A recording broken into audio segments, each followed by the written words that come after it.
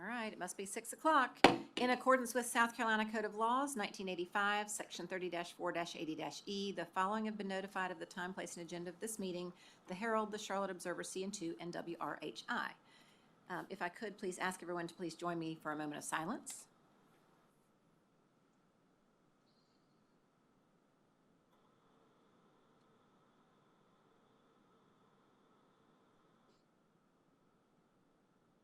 Thank you. We'll now stand for the Pledge of Allegiance.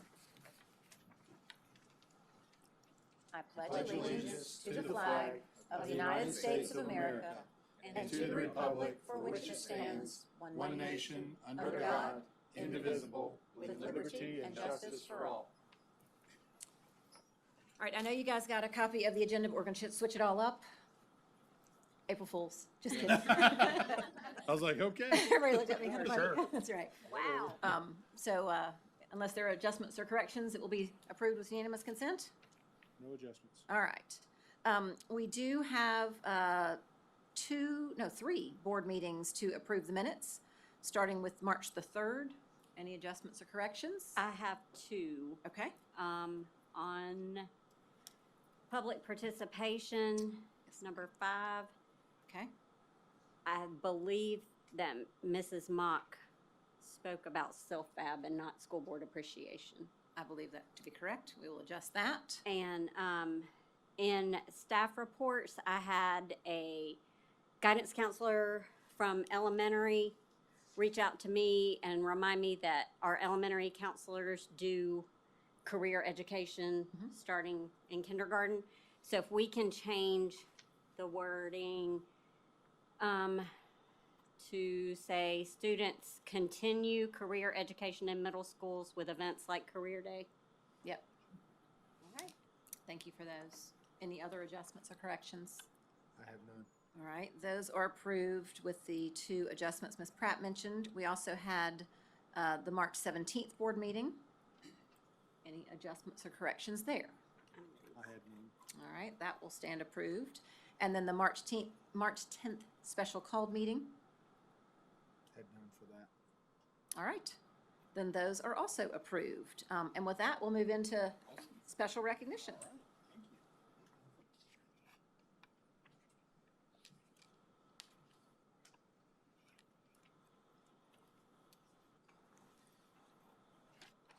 All right, I'm excited to present our April award winners for the Red Nose Award. As I tell y'all every time, this staff recognition is established in honor of my dad, Stormy Young, who was a longtime educator in the Fort Mill School District. He used the symbolic red clown nose featured in Patch Adams as a tool for humor and connection. And this award is designed to highlight staff who demonstrate excellence, empathy, and kindness in their daily work, showing a capacity to really connect with colleagues and students.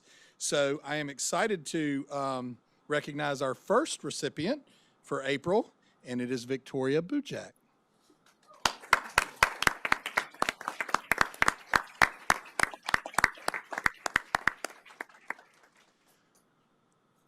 All right, Victoria Bujak leads with heart, bringing warmth, humor, and compassion to every interaction with students, staff, and families. She creates a positive, inclusive culture while building strong relationships across the community. Her unwavering commitment and focus on continuous improvement make her a steady, uplifting presence and an outstanding leader.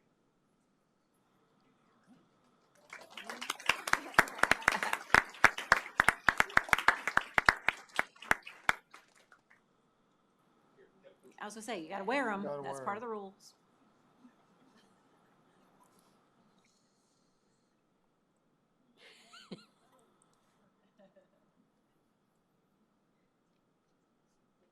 Awesome.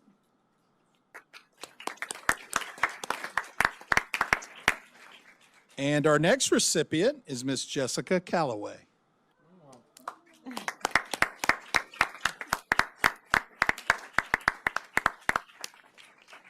Jessica Calloway is a true connector who supports and uplifts new teachers with empathy, encouragement, and positivity. As an induction coach, she helps educators feel confident and valued while also celebrating staff across the district through her work with communications. Her dedication to people and culture makes a lasting impact on our schools.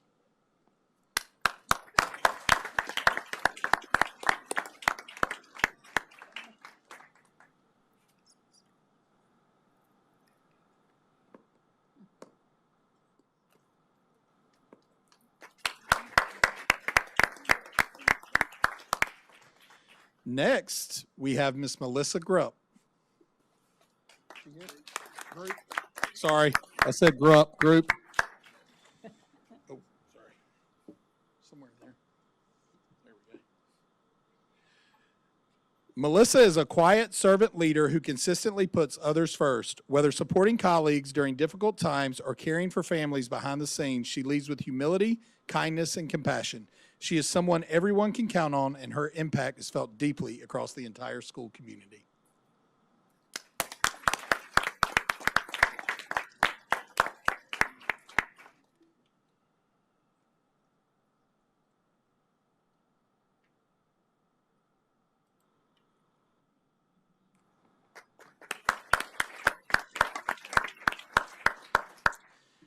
And last but not least, Miss Gwen Hoyle.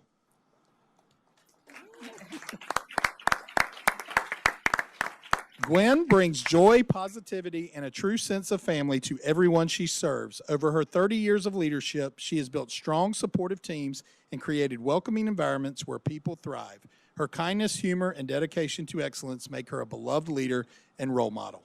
Great job.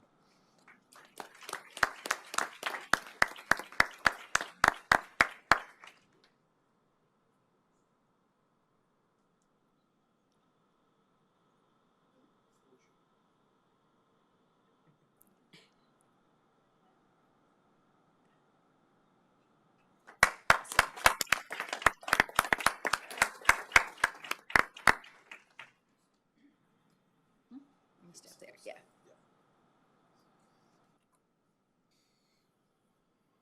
All right, Dr. Scruggs is going to come up and talk about some other recognition. Sure, yes, ma'am. We are excited. This is one of my favorite recognitions of the year that we have on display this evening, an embarrassment of riches of the talent in our district. We have not 3, we have not 6, but collectively 9 middle and high schools that have world-class talent, and that's on display at the state level.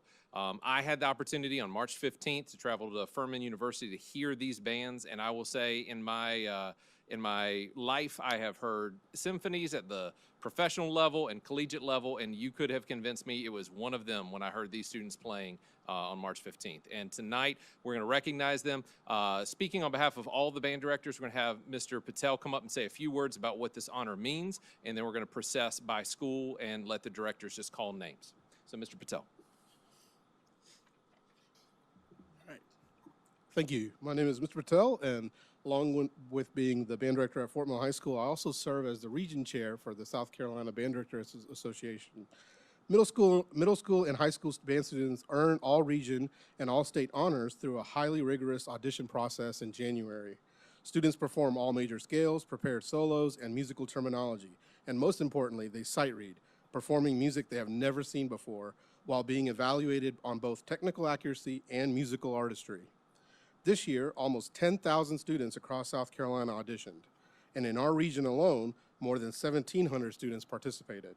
I'm proud to share that approximately 48% of our all-region students in our region come from Fort Mill School District. Wow. Right, nearly half. After the region process, the top performers advance to all-state auditions, where they compete against the best musicians from every region throughout the state. At that level, evaluation is meticulous, and the standard rises to an exceptional level of perfection. Though this year, the snow added even more chaos and obstacles to the mix. These students have invested hundreds, often thousands of hours in preparation. Their achievement represents not just musical excellence, but discipline, resilience, poise under immense pressure, and a work ethic at the highest levels. We are proud to present our Fort Mill School District All-State Band musicians. Thank you.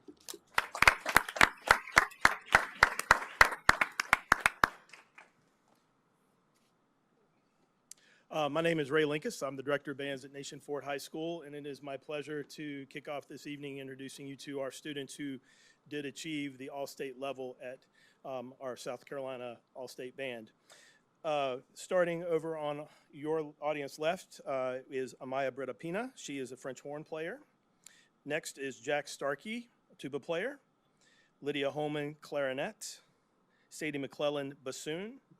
Salem Moore, trombone, and we have 2 other students who were not able to join us this evening, and that is Sid Maswarhi on tuba and Victor Pohl on clarinet. And they're standing with our Assistant Director of Bands, James Roddy. So thank you guys for doing a wonderful job. We're really proud of you. Thank you.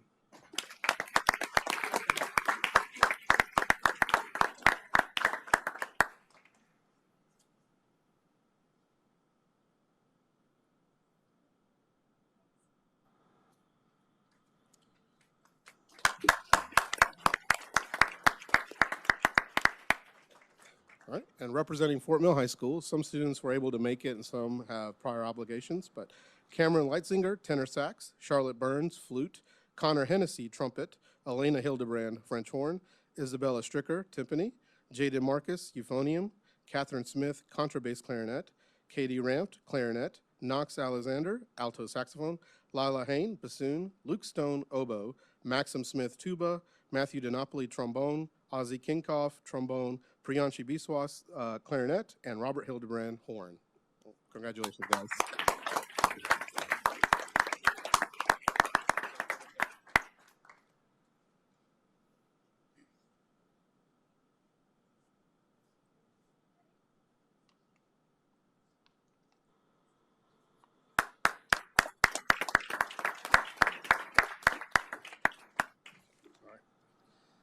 Good evening. I'm Barry Ledford. I am not the band director at Catawba Ridge High School. If I were, we probably wouldn't be here recognizing three of our amazing students. But tonight, our dedicated, amazing students are still at Catawba Ridge High School practicing. So they are not here, but we wanted to make sure they were recognized. It is Joshua Sanford, tuba, Scott DeArment, clarinet, and Zane Snipes, bass clarinet. Amazing students, and congratulations. Thank you.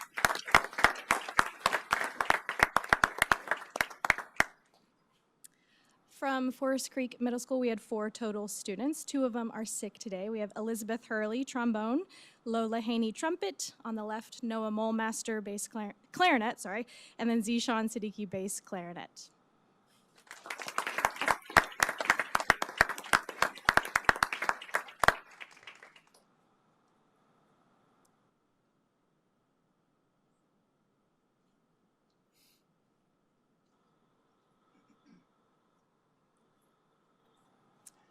And my name is Joaquin Fuller. I am the band director at Fort Mill Middle School, and I have the privilege of introducing our all-state students to you tonight. We have on your left over here, we have Andrew Purvis, a clarinetist. We have Hayden Wilson, who's a 2-time offender, all-state band student in the percussion section. We have Leland Rickabaugh, who's a percussionist. We have Makai Tyler, who was first chair euphonium this year. Wow. And yeah.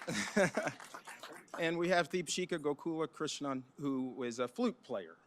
And not here with us today, we have Sid Galena, who was an all-state trumpet player, and we have Varna Chandra Mohan, who is a clarinet player.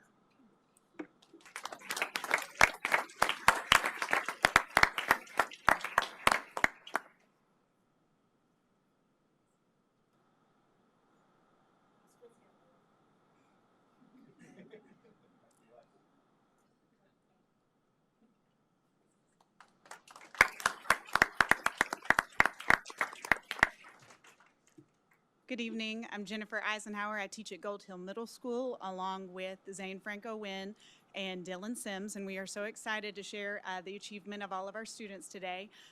Here you have 3 of our students. We had 5. Right now, Rachel Hildebrand, who was not here. She is at softball. And then we have Quinn Scroggs, who Rachel was a oboe player. Quinn Scroggs is a trumpet player, and he is at track tonight. But we are excited to recognize Nanditha Menon on horn, Skylar Shepard on clarinet, and Wyatt Anderson on clarinet. Both Wyatt and Rachel were first chair on their instrument in the state. So,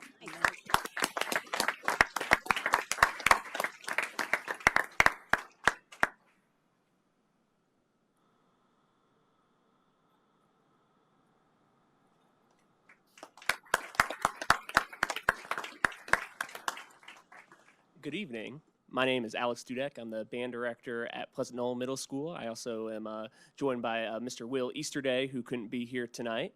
It is my absolute pleasure and honor to introduce one of the most fantastic trumpet players I've ever taught, Patrick Stewart, as our all-state representative for Pleasant Knoll Middle School.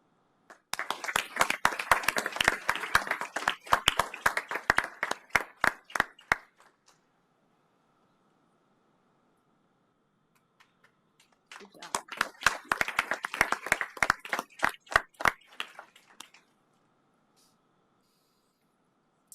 To keep the excitement going, our next item up is the school spotlight for Rivertrail Elementary, Ms. Steger and others. All right, good evening, school board and Mr. Young. When Mr. Young was named superintendent last spring, initially 2 thoughts went through my head. The first was I was so excited to have someone who was so dedicated to Fort Mill and has such strong ties to our community. And the second was that I should have trademarked our slogan for the school year. You click the. That is Mr. Young participating in our Fun Friday, which was the challenge that week was Laugh without smiling. laugh without smiling. Without opening your mouth. Yes. I don't know if you want to give us a live rendition. No, but, I do not. It was Not after we loved seeing it. that. Yeah. It's very dangerous to come to our school on Fridays, which I will talk about. So when people ask what make our school special, I'm going to talk about 2 of the cornerstones of Mr. Young's leadership, family and growth. When you think about Rivertrail, when we think about Rivertrail, the thing we are most proud of is our family culture. We believe that the family we create isn't just a feeling, that it's intentional.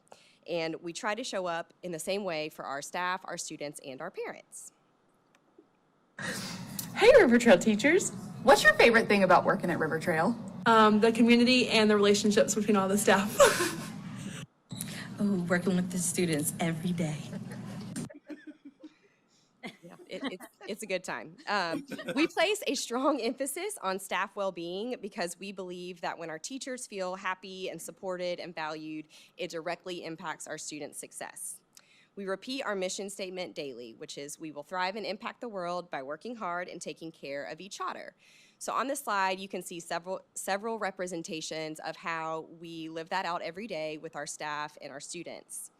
You can see we have a thrive and impact chain that we pass around. Staff members can recognize one another and the impact that they're making. They get to get their picture made with it. They get it emailed out to our staff. It gets posted on social media for our parents to recognize and shout them out. And often they give other comments about how they've impacted them, and so it's a really nice way to pay it forward. We have several instances of rallying around our colleagues during health challenges, celebrating professional achievements. We have our master's degree graduation walk that as our staff are pursuing post-education degrees, we want our students to see that you can keep learning and growing even when you have a job and you're a grown-up. Fridays are wonderful for many reasons. We get our favorite staff member, Teddy the therapy dog, who comes and walks the halls. He gets to interact with students. Our staff loves to pet and cuddle. Students can trade in their otter tickets to have time to read a book to him or spend some time. So just lots of various opportunities to engage. And of course, I would be remiss if I did not mention our Fun Friday, where we have a different challenge every Friday. You never know what it's going to be, and if you visit us on a Friday, you can fall victim to. Miss Baird and Miss Sims in our school go around the school and try to pick various staff members and highlight just different ways to connect, and so it's always something we look forward to seeing on Friday of who was chosen and the fool they got to make of themselves that day on social media. Ms. Baird and Ms. Wilkerson are each going to talk about the various ways that we enact that family environment with our staff, I'm sorry, not with our staff, with our students and with our community. All right. So we strive to create a school where everyone feels seen, valued, and celebrated throughout their time at Rivertrail.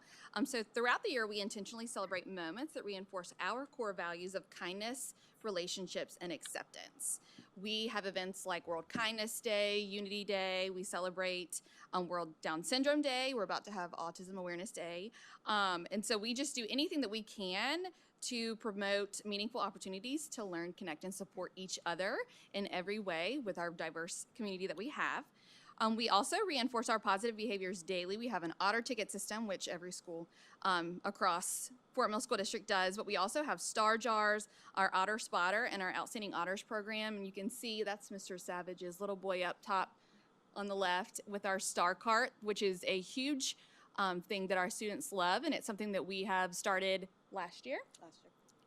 with just having substitutes. They get to pick 3 students that were stars, and then the next morning, Miss Wilkerson comes around and they get to pick from the star student cart. So that's a new thing that we've started this year as another way just to impact our entire community. We also just try to, again, spread that culture of joy throughout our students as well as our staff. We really have that all-in spirit, and if you don't follow us on social media, you should, because you'll see that across the Fun Fridays, but also all the other super fun things we do, and our students are all in on that as well now too. They're like, what are we doing? When can we do it? So it's really exciting. And we love to have fun, but that fun has a purpose, and it's to make students want to come to school every day, because the more they want to come, the better they perform while they're there. Our sense of family doesn't stop at our front doors. While we dive deeper into some specifics later on about our outreach programs and projects in a moment, it's important to note that our community partnerships are truly the foundation of our school culture. We don't just work in the community, we are deeply connected to it through intentional service. We believe in the importance of giving back. Through initiatives like our Day of Service, ongoing service projects, and partnerships with River Rock Church, first responders, and the Catawba Ridge High School, we teach our students the value of looking beyond themselves and making a positive impact on others. We also prioritize strong connections with our families. Programs like All Pro Dads, our monthly gathering of fathers and their children centered around character traits development, help strengthen those bonds. One of my favorite traditions is Thankful Thursday, where we have parents send in notes of appreciation to our teachers that we share with them, and it serves as a meaningful reminder to our staff of the trust and support that is put into them by our community. All right, I know one of Mr. Young's big focuses this year has been on attendance, and so I just wanted to highlight some of the things that we have put into place that we feel like has increased our attendance. So as you can see up there, we have kind of our chart. There are, of course, some dips in when I think the flu hit us real hard in December. But we believe that when you intentionally make culture a strategic part of your school, it can impact the attendance greatly. And so, like Ms. Baird said, when you create a school environment that kids want to come to, they will be there. They'll put the effort in to be there. So one of our most successful initiatives that we've highlighted on this slide is our clubs initiatives. We have strategically scheduled our clubs on days that we've seen dips in attendance. So for example, early release days. And because of this, we feel like we've had a really positive trend up in attendance on those days. Clubs is something that kids can participate in. It's like a passion project. So you can see on here, we've got origami, we've got gardening, we've got sign language. And the best part about our clubs is that they are free and they are during the school day. So they don't require any commitment on a parent's part. And so every child has access, which was really important to us. Ready to go. All right, let's do a drum roll. Ready.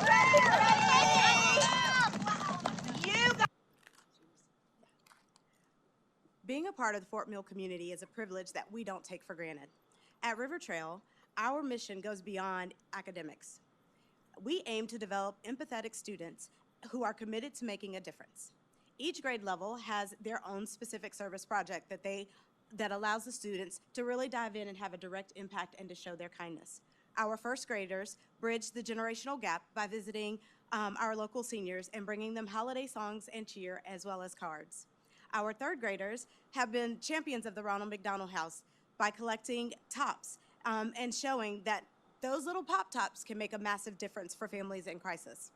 Last year, our fourth graders spearheaded a drive for our very own Fort Mill Care Center, ensuring that our neighbors have the essentials that they need. And our fifth graders truly stepped up, raising nearly $3,000 this year for Isaiah House, a charity that is incredibly near and dear to our hearts. We recently held a day of service where our entire Otter family came together to pack over 53,000 meals for families in Cuba. Through these projects and the many other events that we host throughout the year, we invite our parents and community members to roll up their sleeves alongside us. We hope that we are helping to raise students who understand that their greatest impact is not just the education, but how their education can help others. All right. So we are incredibly fortunate to be part of a school district like Fort Mill where high academic achievement is our standard. And at our school, of course, we celebrate and are proud of our scores, but we have made a conscious decision to not focus on our scores, but focus on the growth that our students are making each year.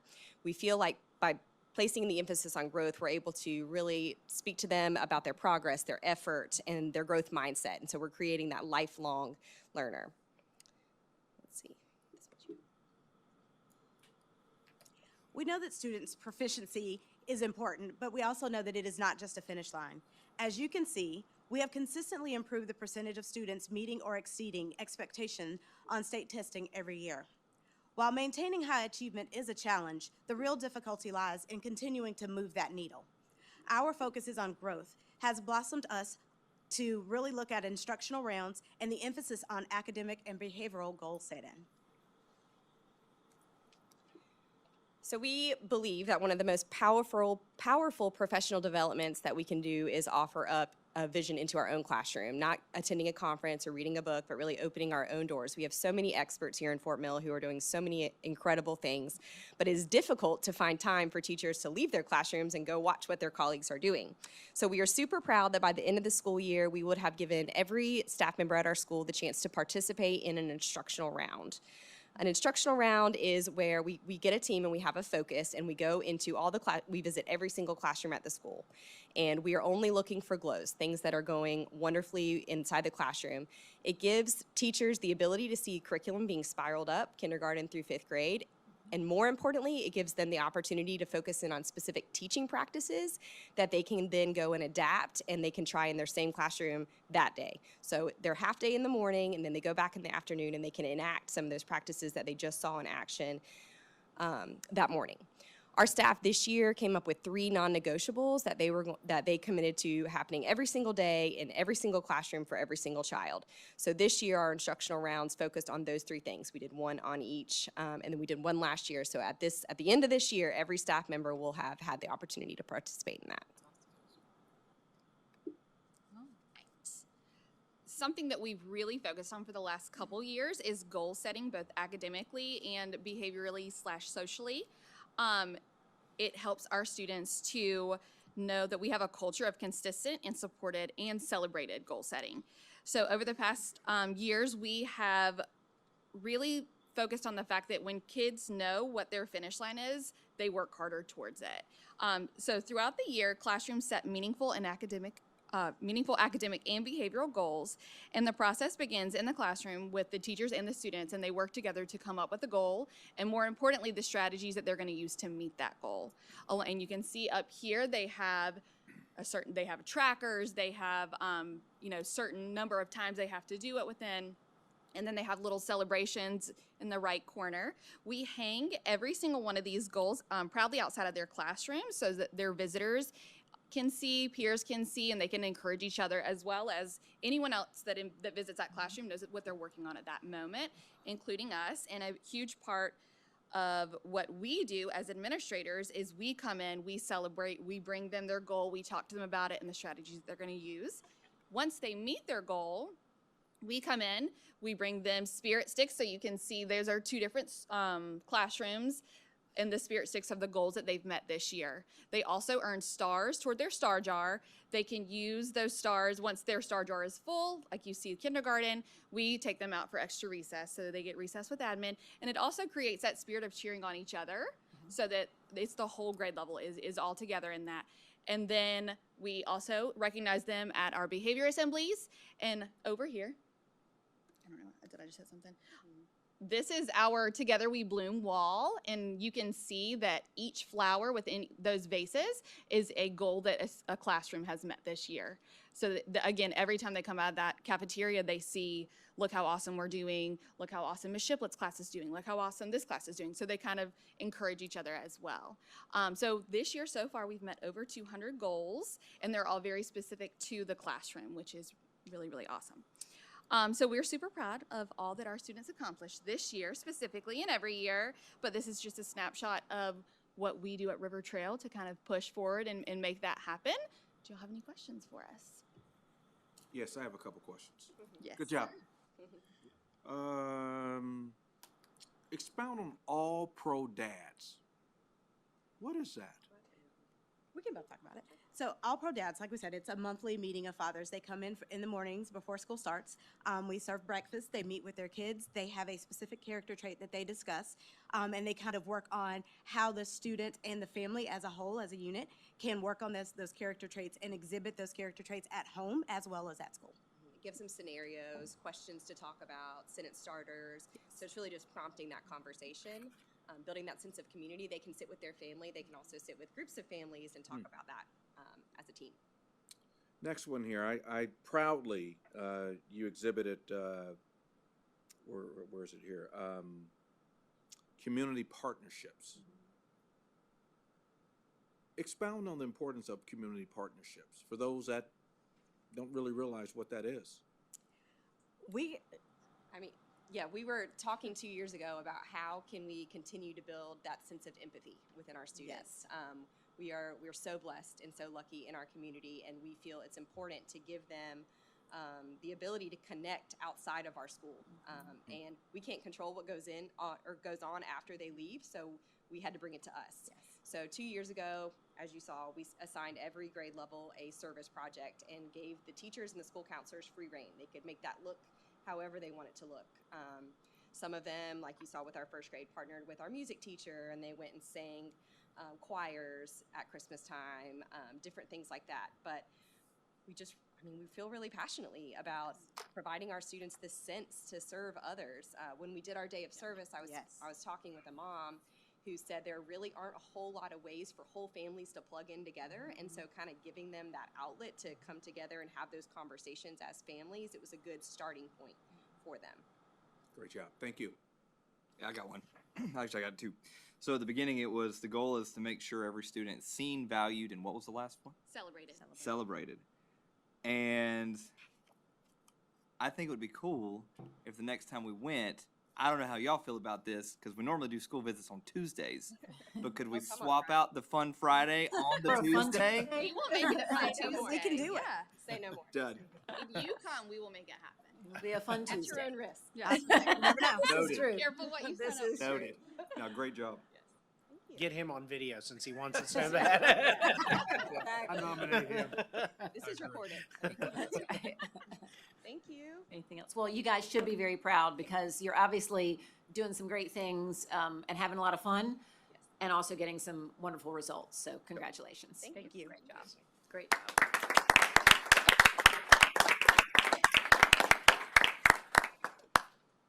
I've got a couple cards for public participation, so I'll call you up in the order I received them, and you'll have 5 minutes each to address the board. If you'll state your name and address when you come up. Bridget Lynch is first.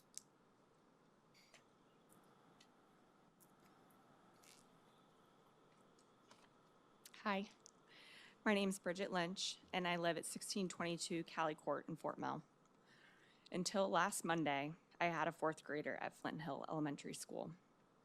Due to the ongoing volatility of the SILFAB situation and our requests for alternatives being denied, we made the heartbreaking decision to homeschool her for the rest of the year. I want to start by saying a few things on behalf of the many Flint Hill parents I've talked to. We're not typically the squeaky wheel. We're not used to sending desperate emails to the school board every week. We're the parents that you see volunteering in the classrooms and chaperoning field trips and donating school supplies. The ones who deeply respect and support our teachers, who voted yes for the bond referendums that built these schools. To you, these kids are students. They're small pieces of a very large and complex puzzle. But to us, these are the babies we rocked at 2 a.m. They're the sticky little hands that reached for us when they needed comfort, and the cheeks we've kissed a million times. They're everything. They're the only thing. I know you're all parents, and you know the depth of this love. What we don't feel you reacting to is the urgency of this situation. While agencies wait on each other, while investigations drag on, while information comes late or not at all. 800 kids are learning and playing next door. Families are anxiously awaiting updates and praying that someone will step up and do the hard, brave things, and that nothing worse will happen in the meantime. To you, silence means you have nothing new to share, but to us, silence feels like you're quietly moving on and hoping that we have too. In just 5 months, 1,900 kids are expected on this campus. There's no time to monitor and wait. That's what got us here. This isn't a question of if another incident will happen, but when. This situation is a ticking time bomb, and everyone in this room knows it. So we continue to beg that at the forefront of every conversation, every consideration, every decision being made about these schools, you remember that these kids aren't just numbers on enrollment spreadsheets. They're our entire souls. Their safety and our peace of mind are not negotiable. So I'll leave you with this. Take a lesson from all of us that have been fighting so hard. Unfortunately, asking nice gets you nowhere and eats up precious time. No one is coming to save us. That has become painfully clear. Accidents happen quickly, and the judicial process is slow. We need bold, decisive leadership. You've recognized the problem. The March 10th resolution was powerful, but we need teeth behind those words. This is the #1 school district in South Carolina. Please put the full weight of that hard-won distinction behind this effort. Demand accountability, demand transparency, demand immediate action and binding next steps. We will stand right beside you. We are all in, and we are not backing down. Thank you. Thank you. Renee Russ, come up.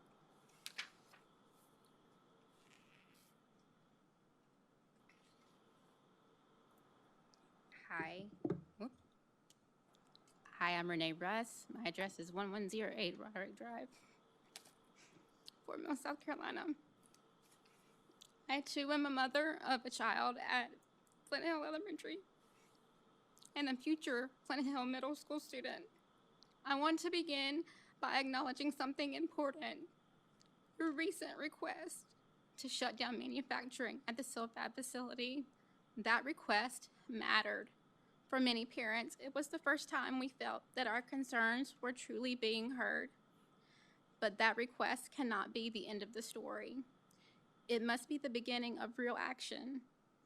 For months, families have been asked to accept what no parent should ever have to accept: schools operating in the shadow of an industrial facility handling hazardous chemicals.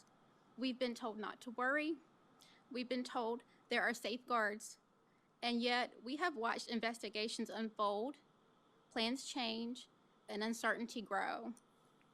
As a preschool teacher, I spend my days caring for young children. I watch them learn, play, and grow. Their world should be simple, safe, predictable.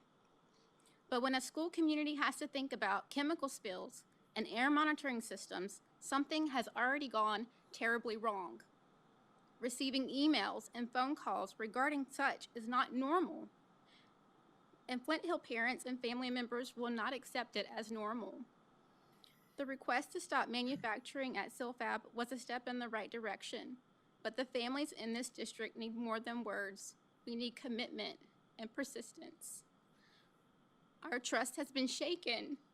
The only way to rebuild it is through leadership that refuses to compromise when it comes to children's health and safety. We must continue pushing until this facility is moved to a location that does not place students and staff in harm's way. Recently, I noticed something I had never noticed before while driving by an elementary school in our district. The school sign had a logo for the Fort Mill School District that read, "Children First, Every Day." And this community deserves leadership that will uphold this core value day in and day out. Thank you. Thank you.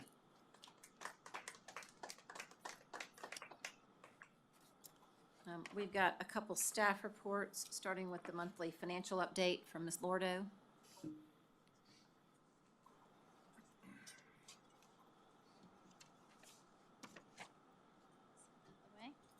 Good evening. Tonight in your packet, you have the financial reports for the month ended February 28th, which is the 8th month into our fiscal year. At this point, total revenues to date were $202,474,000, and expenditures were $158,811,000.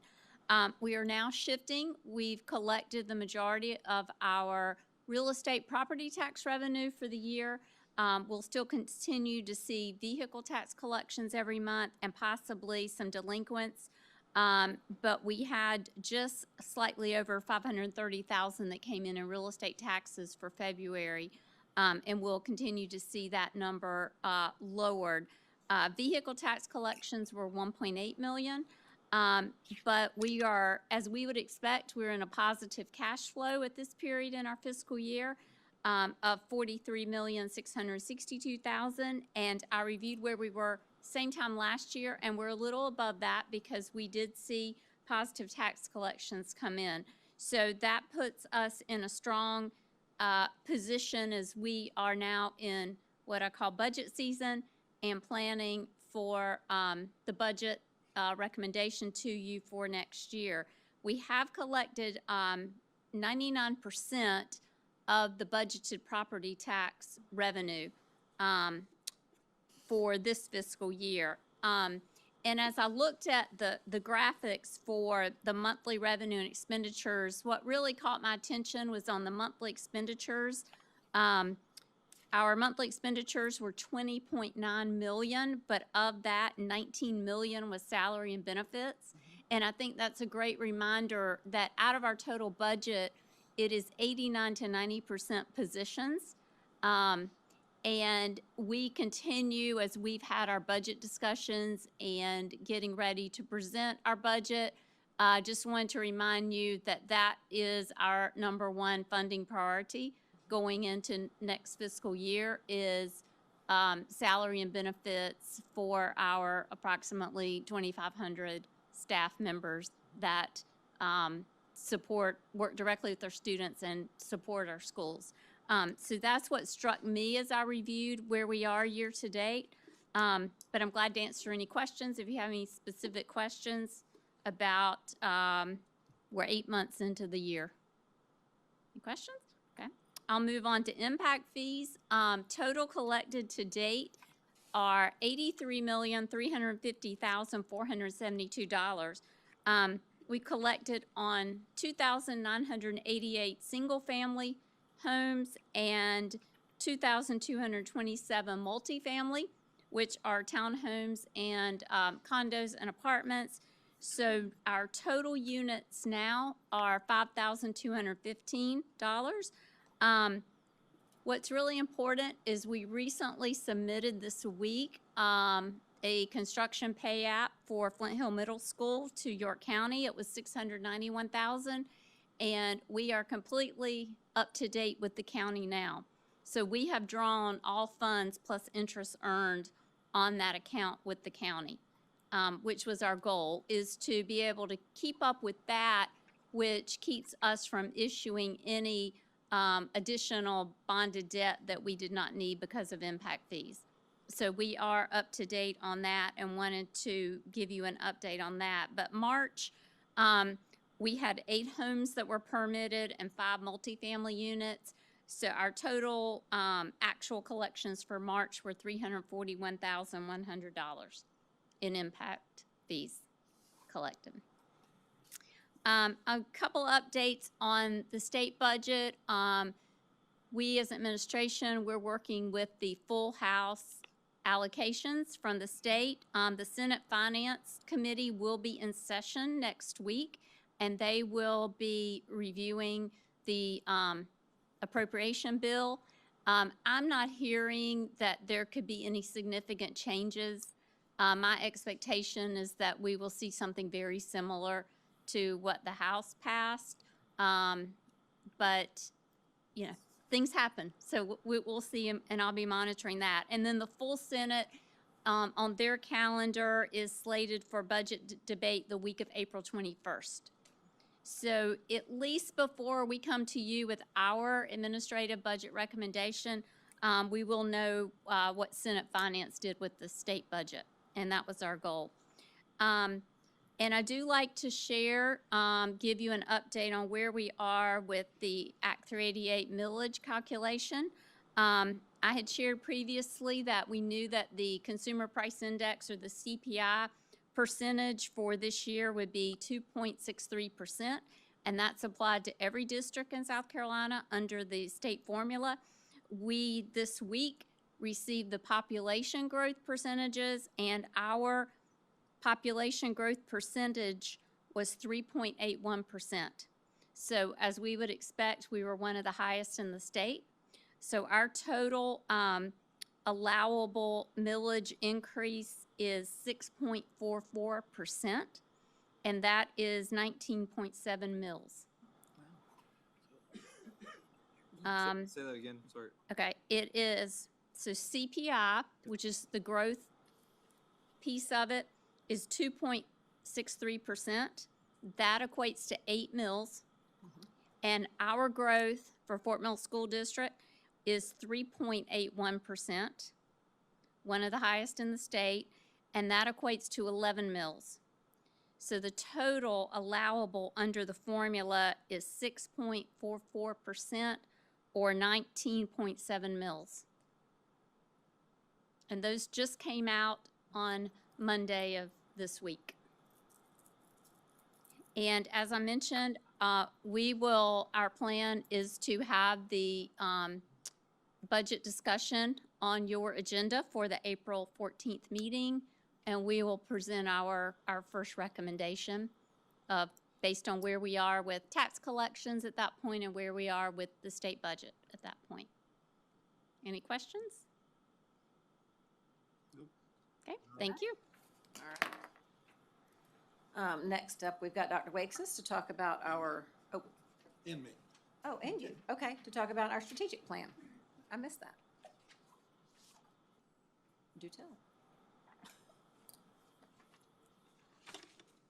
Well, good evening. I know this is a little different with me helping with Mike, but I asked Mike to let me introduce the presentation of the strategic plan, mainly because I want y'all to know the importance of it, and I know y'all understand the importance of it, but also how much I support the strategic plan and how important I think it is and the goals that we have placed in the strategic plan. So we are proud to share our Year 4 update of the district strategic plan tonight, and it's a plan that began with a clear vision, but has been shaped over time by the voices of not only district administration, but our principals, our teachers, our students, and our community as a whole. And it's not only just a roadmap. I know a lot of people say a strategic plan is a roadmap, but really is a reflection of who we are and the values that we have as a school district moving forward. At the heart of this work, I know y'all hear me talk about this all the time, but I think the 4 C's really guide everything that we do, and it's really a huge part of this strategic plan. You talk about culture. We believe that a strong, positive culture is the foundation for student success. This means that we're going to create environments where every student can be successful. They feel safe, they feel supported, they're known, where our staff feels valued, and they feel empowered to do their best work. The second one is community engagement. This plan is stronger because we created it with our community, not for our community.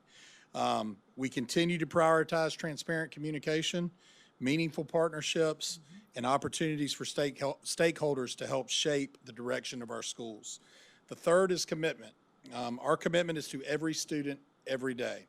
And that means high expectations, that means strong instruction, that means ensuring that all students, regardless of their background, are getting the resources that they need to be successful. And then the last, finally, is continuous improvement. That's why we have this strategic plan. We as a district do not stand still. We want to continue to move forward. We want to use data. We want to use feedback. We want to use reflection and evaluate our systems, refine our practices, and ensure that we're moving forward in service of our students. So as you will see tonight, Mike and his team have done a great job leading this effort, and you're going to see that our strategic plan is not just a set of goals. It is a living, working framework that we're constantly evaluating, and it's going to drive our decisions. It's going to align with our resources, and it's going to keep us focused on what matters most, and that's our students. So thank you.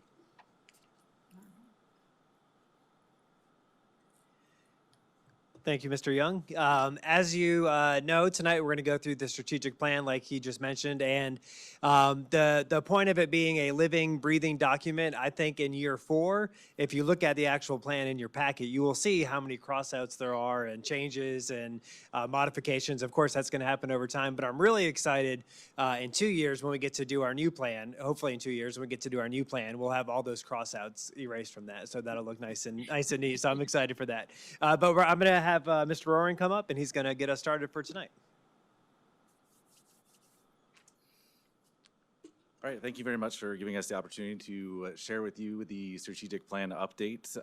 It's not Groundhog Day, it's April Fool's Day, but this is very similar to what you've seen the past 3 years as we just kind of do this annual update each year. So what you'll see here is an asterisk next to year 4, because that's going to remind me to tell you all that we do have an extension on this current 5-year cycle from Cognia. Our Cognia accreditation has that's our agency that does our accreditation. They have granted us an extension. It's just kind of a realignment that they've done with a lot of districts around the nation, really. So we are going to apply for an extension with the State Department to align our Cognia cycle with our strategic planning cycle. So at the end of this year, when we submit this plan, we'll apply for that extension, and it's pretty much guaranteed that we'll get that extension. So really, this is year 4 of the 5-year cycle, but in reality, it's year 4 of a 6-year cycle for this current strategic plan. So as Mr. Young said, this plan really is a team effort. We have a lot of different people that are involved with it. It started back in 2019 with some pre-planning, and then we developed that initial strategic plan, which has just been updated every year. And again, this is year 4 for those updates. But it does include a lot of people that are involved and a lot of different roles that those people play, from students to teachers to administrators to parents to community members. You all have been involved with the development of this plan. So really, just a lot of people are involved, and it really starts every year in September. We do some pre-planning, and then the work continues, and Renee and I have several things that we need to finalize before the April 30th deadline, which is quickly approaching. So kind of the who, what, why, and how. The who in the process, we just talked about the really multitude of stakeholders that have been involved over the past few years giving input. And like Mr. Young said again, he kind of stole a lot of the things that I was going to say. So thanks a lot. I appreciate that. Next time, maybe we'll not have you do that. I'll just sit up here next year. Okay. The 5-year roadmap, again, it's not just a 5-year roadmap. It is really a meaningful for continuous improvement in all facets of our system. We want to improve the learning environment for all of our learners, and hopefully that will improve outcomes for all of our learners as well. The why is really, again, to continuously improve. We want to make this not just a checkbox that schools and our district has to do each year, but really a meaningful reflection that kind of gives us that continuous improvement feeling going into each cycle as we go through. We want to dig into the data. It's a state mandate, but we really don't want to just think of it as that. We want to make sure that we're making a meaningful experience for all of our stakeholders. And then that leads into kind of the how. We treat this as a needs assessment, and we really dig into the data to find that current reality that we have each year, and this really allows us to update the goals. We find our current data. We know that there's some areas of improvement. We know that there's some things that we're doing really well with, so we want to celebrate those things. But really, it is truly a needs assessment, which Renee is going to hopefully follow us up with and make sure that we are aware of all the facets of the plan.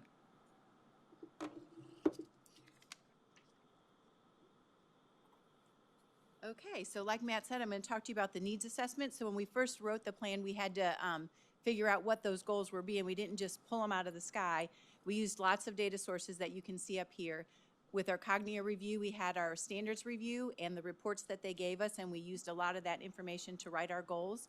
We also have student achievement data and our college and career readiness data, climate survey data from all the groups, from teachers, parents, and students. We look at attendance data for teachers and students, our teacher retention data, and of course, feedback from our focus groups. And then the strategic plan, like Matt said, it is kind of like Groundhog Day. The format has not changed, but I'm still going to go over it with you just because you probably don't look at it as often as we do. But if you have a copy of the plan in your packet, and there are 4 main components, there's the goal area at the top, and that's the part that has the check boxes. And this part is dictated by the state. We have to have these areas at the top of our plan. The next item is our strategy, and this is on, we have more than one strategy, obviously, but the strategies guide our work so that we can improve as a district. Right below there is our performance goal, and that's where we want to be 5 years from now. I guess now it'll be 6 years from now since we're extending the plan.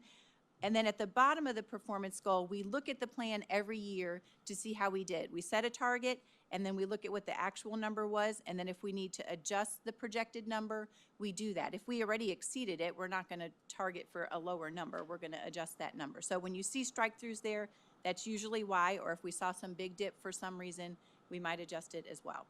So those are the performance goals, and then if you go to the 3rd page of your plan, you'll see that this is where, it's a different format, but this is where the strategies are. So again, at the top, we have the goal areas, the exact same ones that are on the performance goals.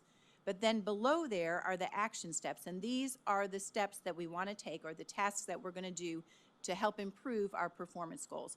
So there's a description of that task, there's dates for that task, people responsible, any funding required, and then the last column is the indicator of implementation. So that helps us know what we need to look at to see if we actually accomplish that action step.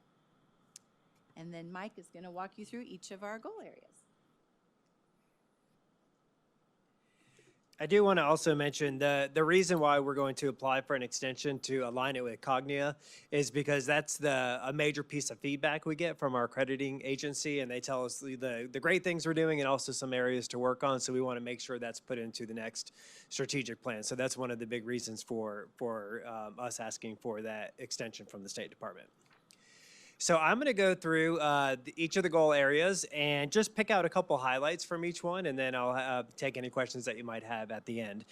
So we have 4 goal areas. Goal areas 1, 2, and 3 have been the most consistent through the years, and goal 4 has changed consistently every year due to factor reasons, and I'll get to that. But goal area 1 is leadership capacity, and goal area 1.1 and 1.2 are leadership for continuous improvement and effective communication.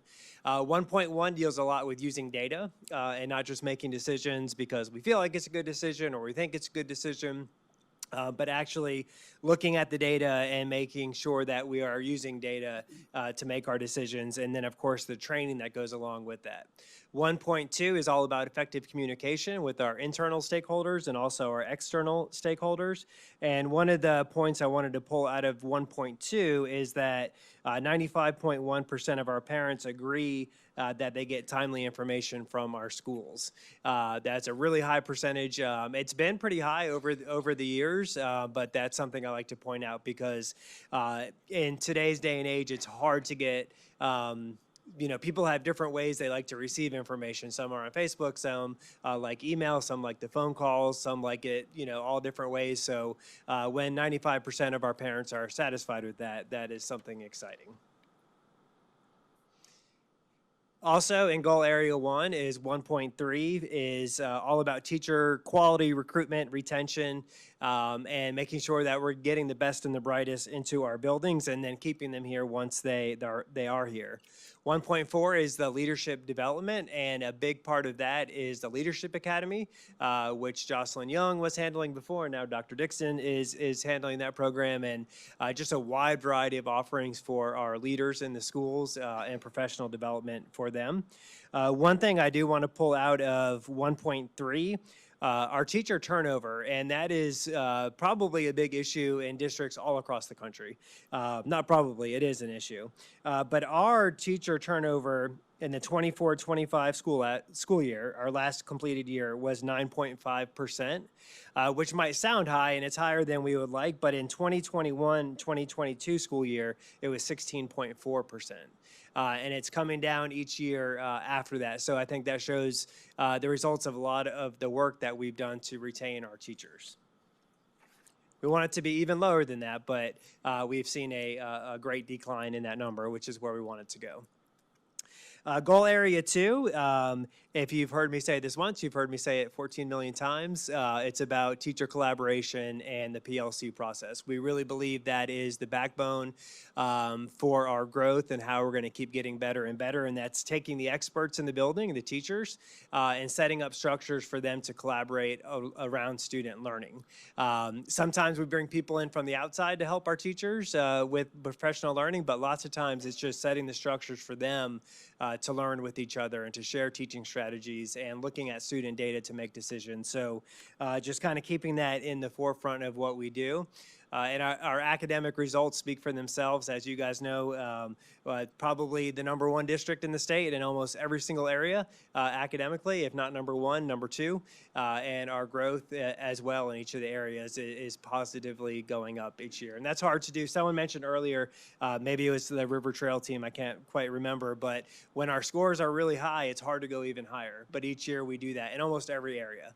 So that's something to celebrate for our district.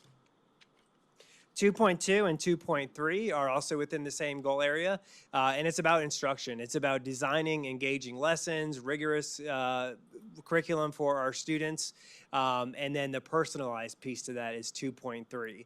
You've heard a lot about CI3T over the years, and that's just like the common language of how we do school.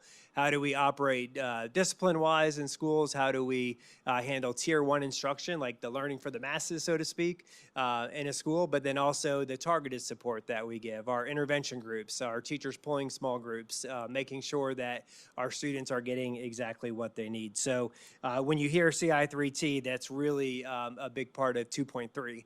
Really all of the goal area 2s, but specifically 2.3. Do we have a process to identify the needs of each student? So that is what we work on in that area. Goal area 3, safe, clean, and healthy schools. And then the second part, 3.2, is effective social emotional learning and support services for students. So 3.1, it kind of goes without saying, our students cannot learn without safe and clean schools. Same thing for our teachers. It's really hard to teach in a building if you don't feel safe, or if you're not safe, or if it's not clean. So we want to make sure that is in our strategic plan each year and that we take a look at that. 3.2 are when I think of social emotional learning and student services, student support services, it's things like, are we teaching kids to be good adults? Are we teaching them how to look others in the eye? Are we teaching them how to shake hands properly? Are we teaching them to be brave and talk to adults? It's really hard for students of all ages, from probably less for little kids maybe, but when kids are in middle school and high school, it's really hard for some of them to talk to other adults. And that's such a skill in the workplace, to be able to talk to all different kinds of people, even if you don't know them.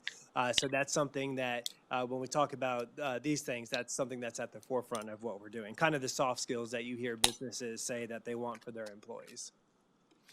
3.3 and 3.4 are dealing with technology and what are we doing to make sure that we are providing the technology resources for our teachers and our students.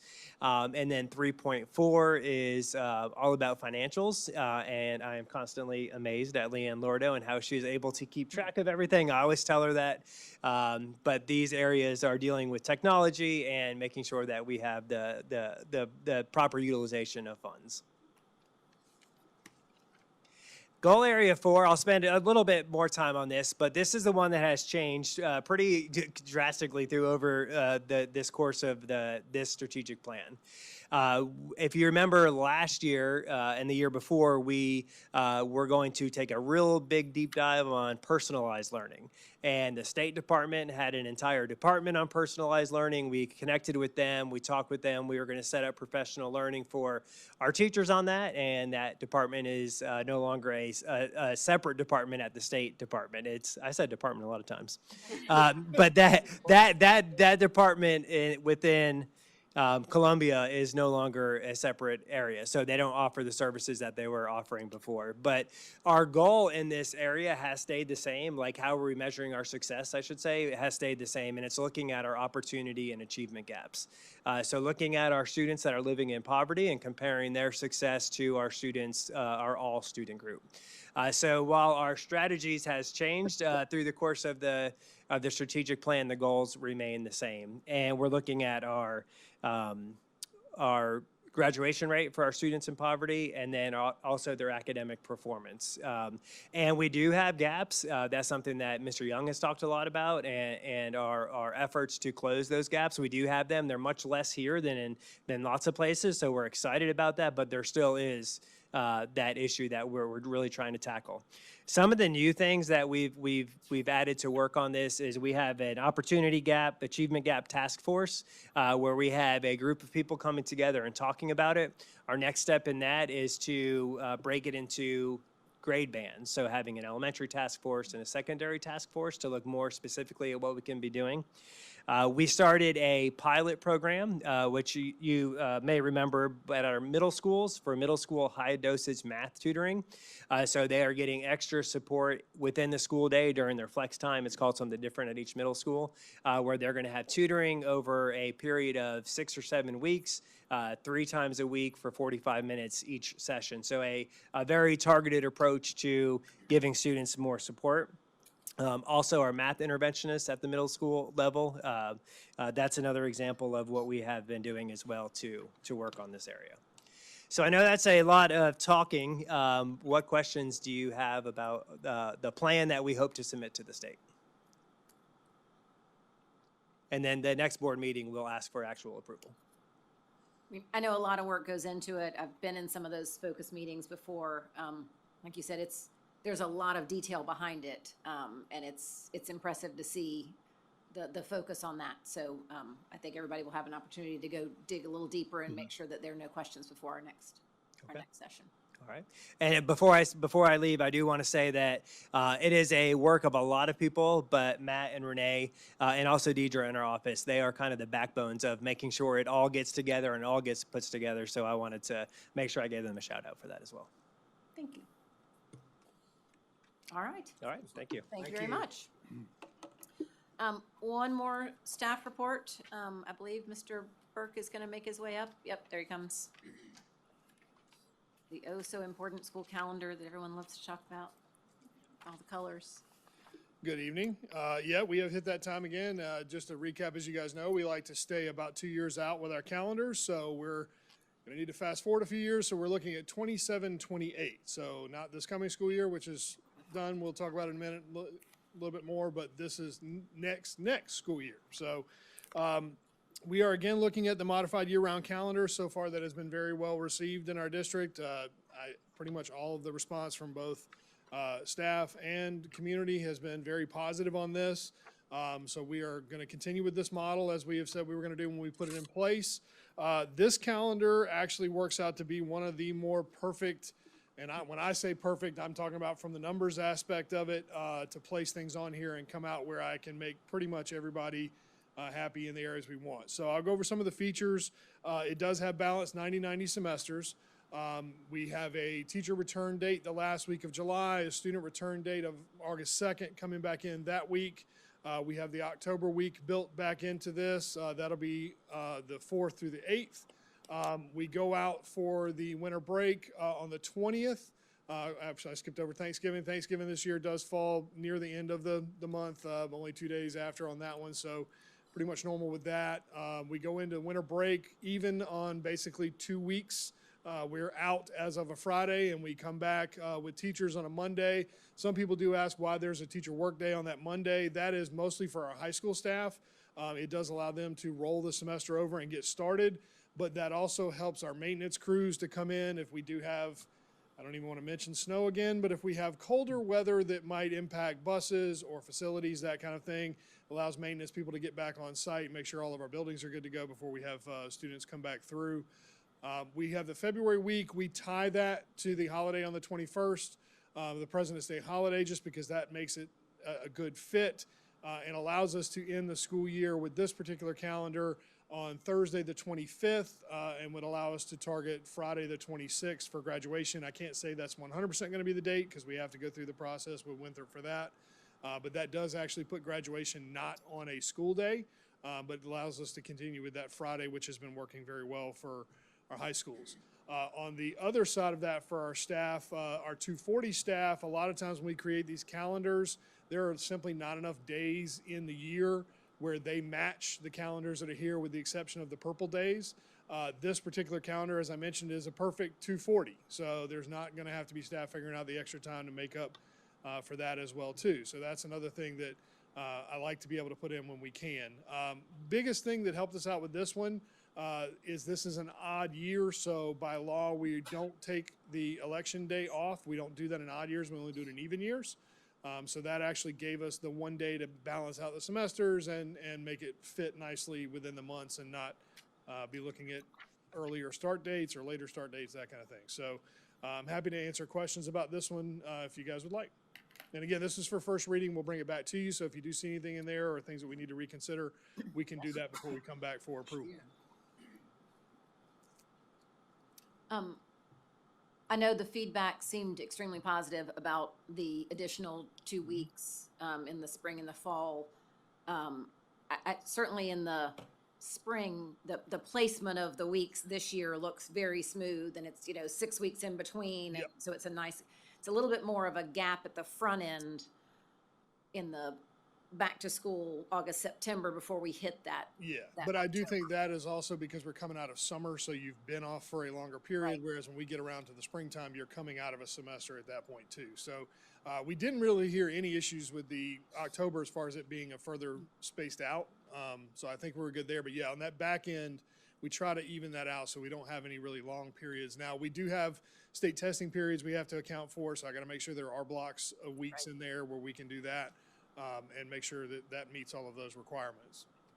And if I'm understanding it correctly, because the fall break has the teacher workday on the 11th, that means the teachers will be able to take advantage of the full. Yes, full yeah, fall. that is why we did not put it on that week. Originally when we first were looking at these model calendars, we looked at that, and that did also cause an issue. Not to mention that's also one of our scheduled makeup days should we need it. So obviously putting it on that week as well too, having that break week is there. At least now, if we were to have to pull that as a makeup day, it's just a Monday after coming back from the break, and it makes it a little easier transition than it is having that kind of weird weekend makeup day and then. But barring any barring need for any that, issues. the families will have an even longer. Yeah, they'll have the extra day there. Yes. For another day. Yep. Take advantage of that second weekend. Other feedback or comments? Looks good. Yeah, I think it's great. All right, well, now that it's been up here, and I'm sure people have taken pictures of it. Yes. Maybe other things Yeah. that we hadn't thought about, we'll That's talk okay. about again. Absolutely. That's right, in the next Yep. meeting before it gets finalized.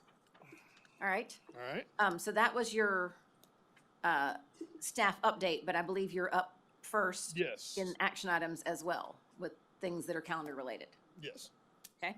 All right, so what we're talking about here actually is for next school year's calendar, so 26, 27. We're coming back to you guys. We're doing a little revision on this, and we're going to talk a little bit more about this in the next item on the agenda as well, too. But as you may know, the calendar law, the way it is written right now, was written prior to e-learning programs, prior to a lot of the new features that we have in place, especially when dealing with weather makeup or other reasons for being out of school. So in past, we've always, the law requires that we have a minimum of 3 identified in our calendar.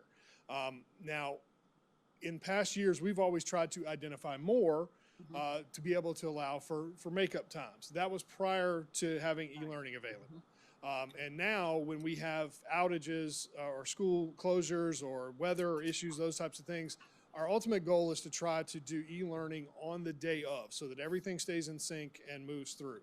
If we're not able to do that, we do still have the marked weather makeup days that we can either have people come into the building or also do e-learning as well, depending on the total number of days we have left. We only get 5 of the e-learning days per year under the e-learning setup. So, so we do have days marked, but we're shrinking that back to be what's in line with the law and the State Department's determination of how these days work.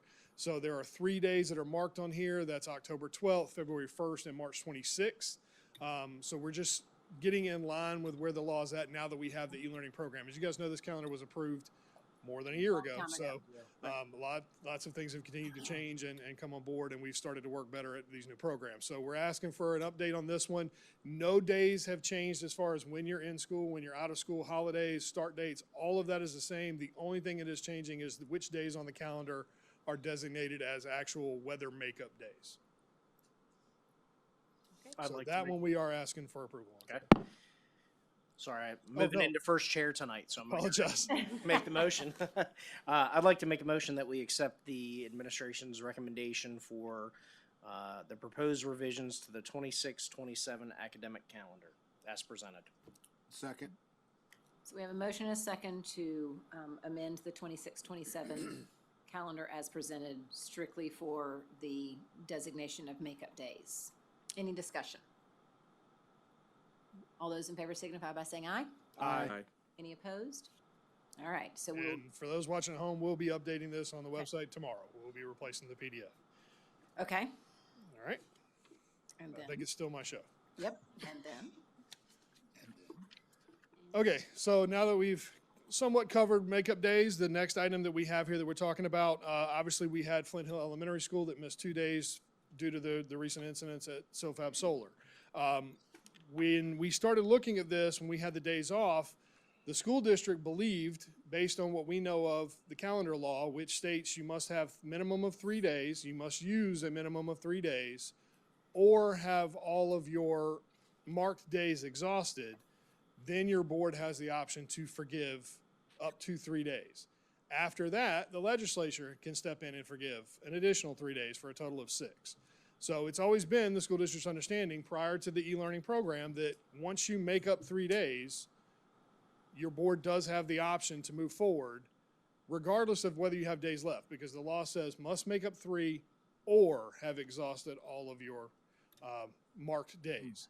So at the time when we went through the situation, we had originally talked as an administration about believing that we were going to be able to come to you and ask that these days be forgiven, given where we were in the calendar, and especially since we had another day that we were out that we did have to make up that took away one of our options for a makeup day just a week or two ago. Currently on the calendar, the only days that are left that are marked are Memorial Day and the day after the school, the teacher work day that is after the school ends. Those were originally put on the calendar many years ago under the old system, really as a last-ditch effort, mainly for when we're dealing with high schools that may not have enough days to qualify and graduate. So they were never really designed to be used in this type of normal manner. makeup. Yes, and especially when you're dealing with a smaller group of the district. We're not talking about an entire district-wide situation. We're talking about one school.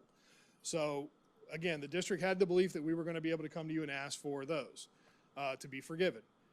We reached out to the State Department of Education and talked to them, and they have a different interpretation of both the calendar law as it pertains to the new e-learning programs that came in after the law was in place. So what they explained to us is that an e-learning day that happens on the day you're not in school.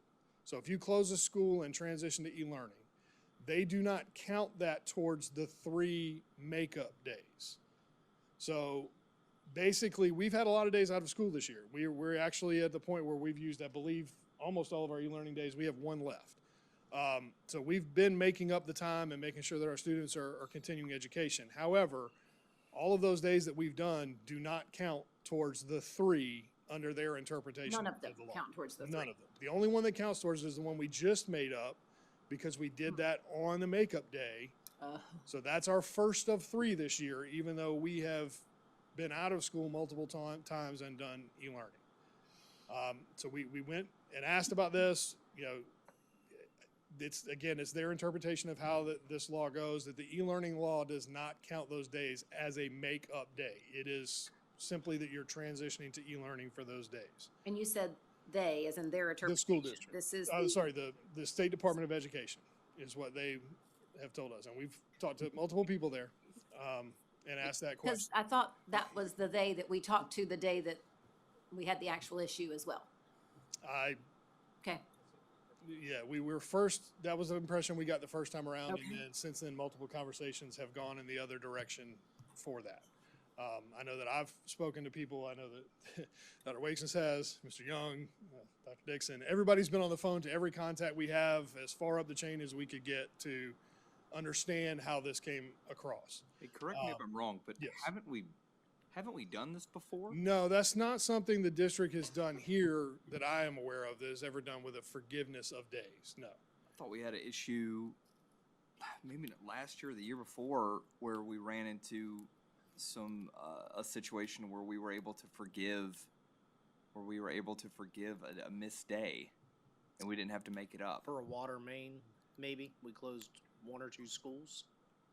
Wasn't it Fort I Mill think, High School or no, something? because we actually had a separate e-learning day for, I believe it was Catawba Ridge High School when they were out The gas. separately. Oh. Yes.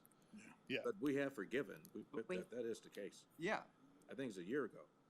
I'd have to look back. It's I been don't more years than remember. that if it's, Yeah. if we've had one, because it's been a long time since we've had more than however many days. Yeah. Yeah, and this year has been an anomaly. Like, we haven't seen this many shutdowns for weather and back-to-back issues, the water main break, that kind of thing in a while. One of the things I know we've had to adjust for before, and you've done this on the calendar more recently, is we've put in some makeup days in the fall. We did. Because we've had problems before where we've had weather-related events in the fall, Yep. and that messed up our 90-90 type of split because, you know, we couldn't get the makeup day Yes. before the And holiday. we did have something happen, and I'll have to look back at this. I don't remember if it was last year or the year before, but we had some issues where we were out and we moved a teacher work day to do something to be able to have a makeup day on a day. So there were some unique circumstances, but I don't remember any off the top of my head where we've done forgiveness.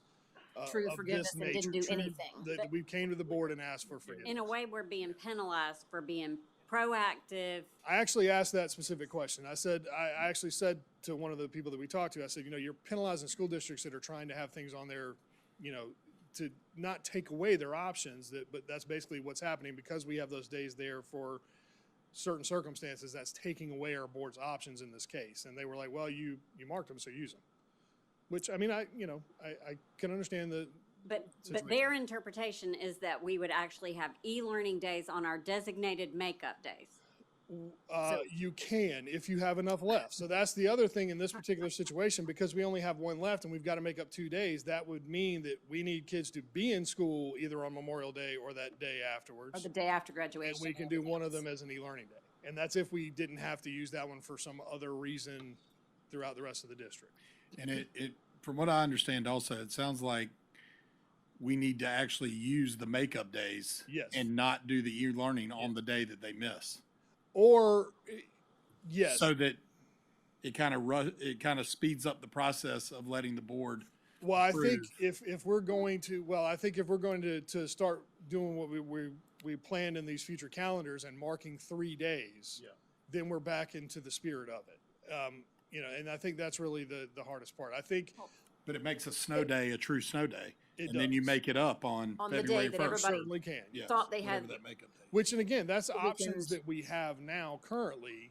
That what happens is because we have these extra days that our board is essentially removed from ever having the option of doing forgiveness because we have those days that we're sitting. Unless at the we end of the year. scrap e-learning. Yes. And we Well, do- no, and we because do I mean, makeup days. yeah, I mean, at that point, we would have been making up days and we would have hit your 3 and you could have made the decision there as well. So what if we just say no? That we're not going to do it. Yeah, what is the penalty? So there's a couple of things. Ms. Lordo can talk to you about the financial side of this, but there's also the academic side. Right. There is, every student is required to have 180 days to be able to count it as an academic year under South Carolina law. Now, all of those days have to be accounted for, whether that's through a makeup, forgiveness by the board, ultimately forgiveness by the legislature. It accounts for them. So we have to account for them in some way. We can't just not do it and move Only forward. offer 178 for those particular students. Exactly, yes. Okay.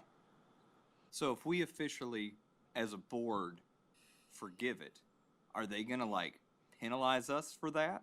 I think what they're saying is that you don't have the legal authority to forgive it right now because of their interpretation on the law, is the way it's playing out. So what is our interpretation of the law? And have we contacted our lawyer about it? I don't believe we've spoken to our attorneys about it yet. we were working with the State Department to come up with a plan, which is what I was going to present to you guys tonight of how we would address this, you And know, what is to your plan? account for I'm those sorry, days. we interrupted. No, it's fine, no problem. You guys are welcome to do as you wish. Apparently No, not. so what we've looked at, and we did get all of this approved by the State Department. We talked again with them, and they said, no, that sounds like a solid plan if that's what your board chooses to move forward to. So, a couple of things. We do have the one e-learning day left that we've talked about. And then we need to figure out an in-person day. So when we looked at it, the board does have the option to approve a Saturday use for a school day. Now, the way we would do that is we would have an asynchronous e-learning day, which means you're not going to have to be logging in at specific times. There will be instruction that is provided to the students that they can complete at their pace as they come through. Obviously, everything will not be due on that Saturday, just as we do with all our e-learning days. There are multiple days following that date that assignments can be turned in.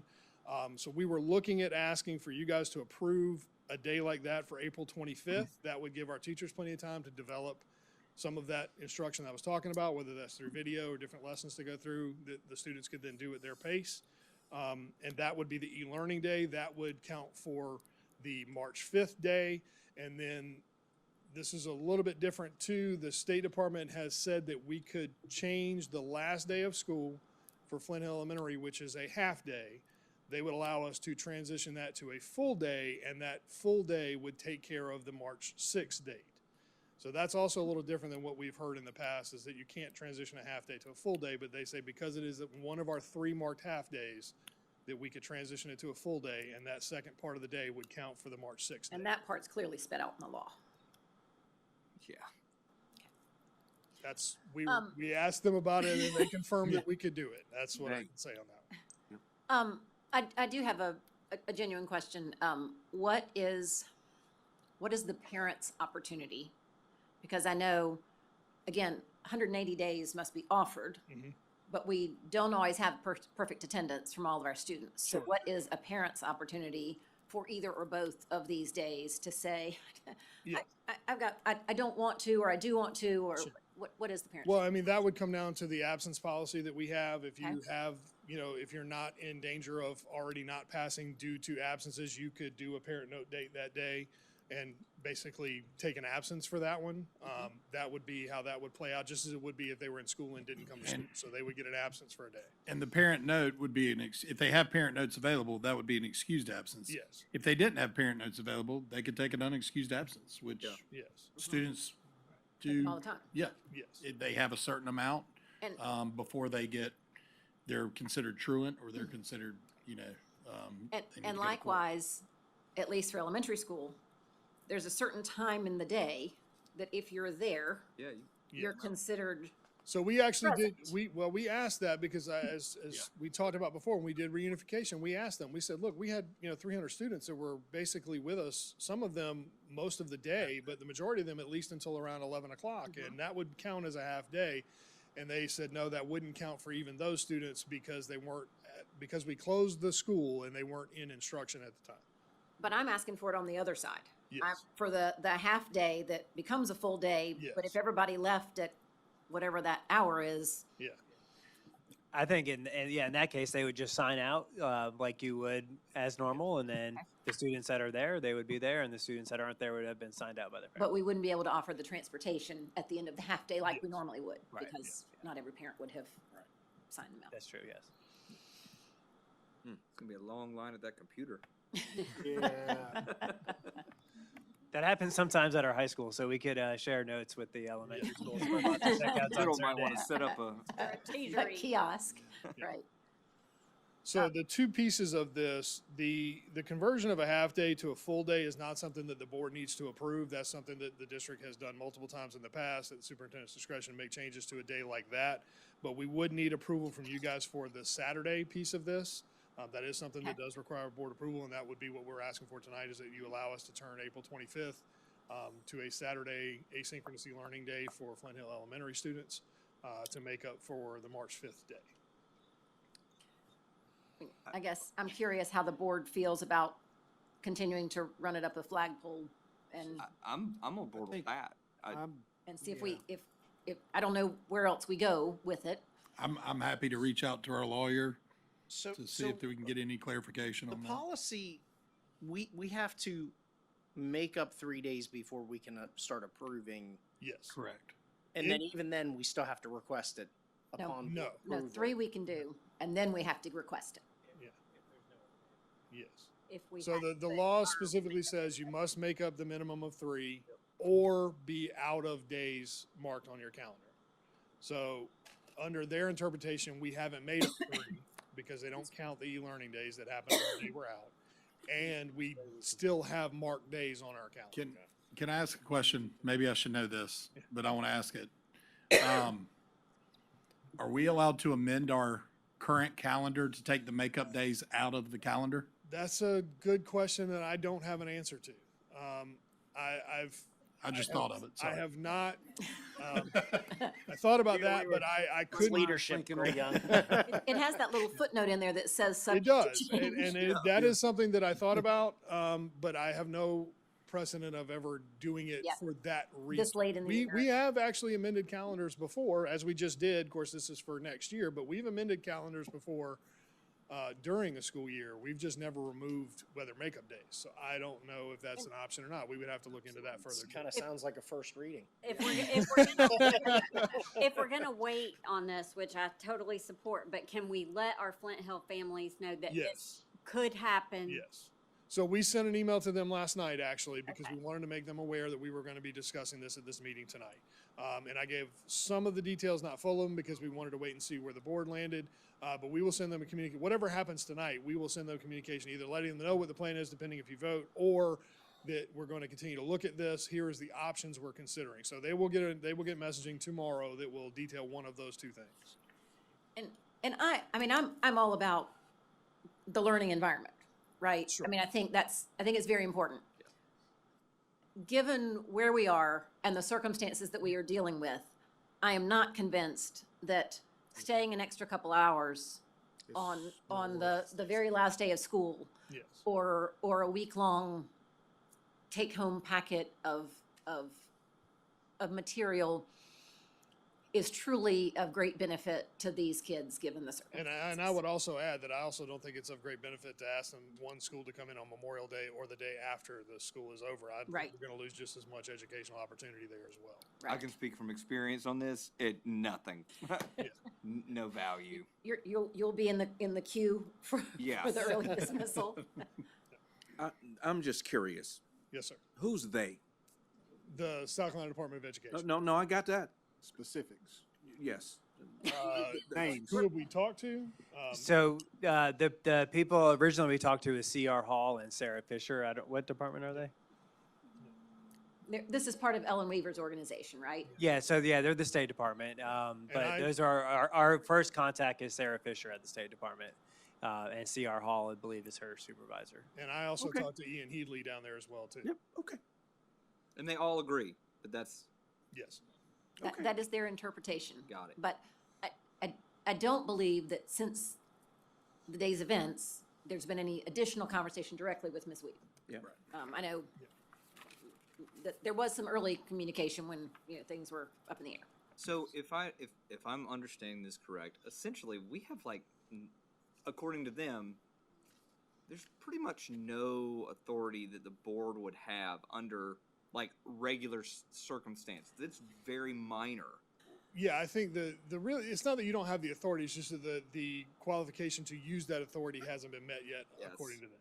Because of the interpretation of what a makeup day really Because of the constitutes, interpretation of right? what a makeup We day view a constitutes. makeup day being an e-learning day. It would be so that- difficult to fall into that situation, is what I'm saying. That's Just quit doing it. Well, and I don't think anything has caught up since the change to an e-learning methodology, right? I think the law hasn't changed. I'm certain that the law hasn't Yeah, changed. the law hasn't changed. It's just E-learning been this methodology. addition to the program, for e-learning that started as a pilot several years ago. So the law I don't know doesn't if any even mention other e-learning at all. districts in the last couple of years have dealt with this, where they had more than 5 days. I think there was one district that has experienced a flood in a school Right. that they've been dealing with. I was But thinking around Columbia, they've had some serious floods the last couple of years that might have had similar issues, but, okay.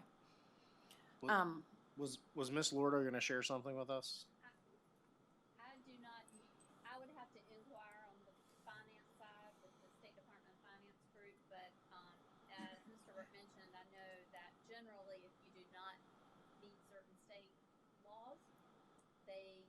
first thing they say is it can impact funding. Right, but we don't know to what degree. Or how they would calculate that, I would have to do some asking. And for those who may not have heard, we know they generally say it will impact your funding, but haven't been given a figure because we haven't inquired specifically to a figure.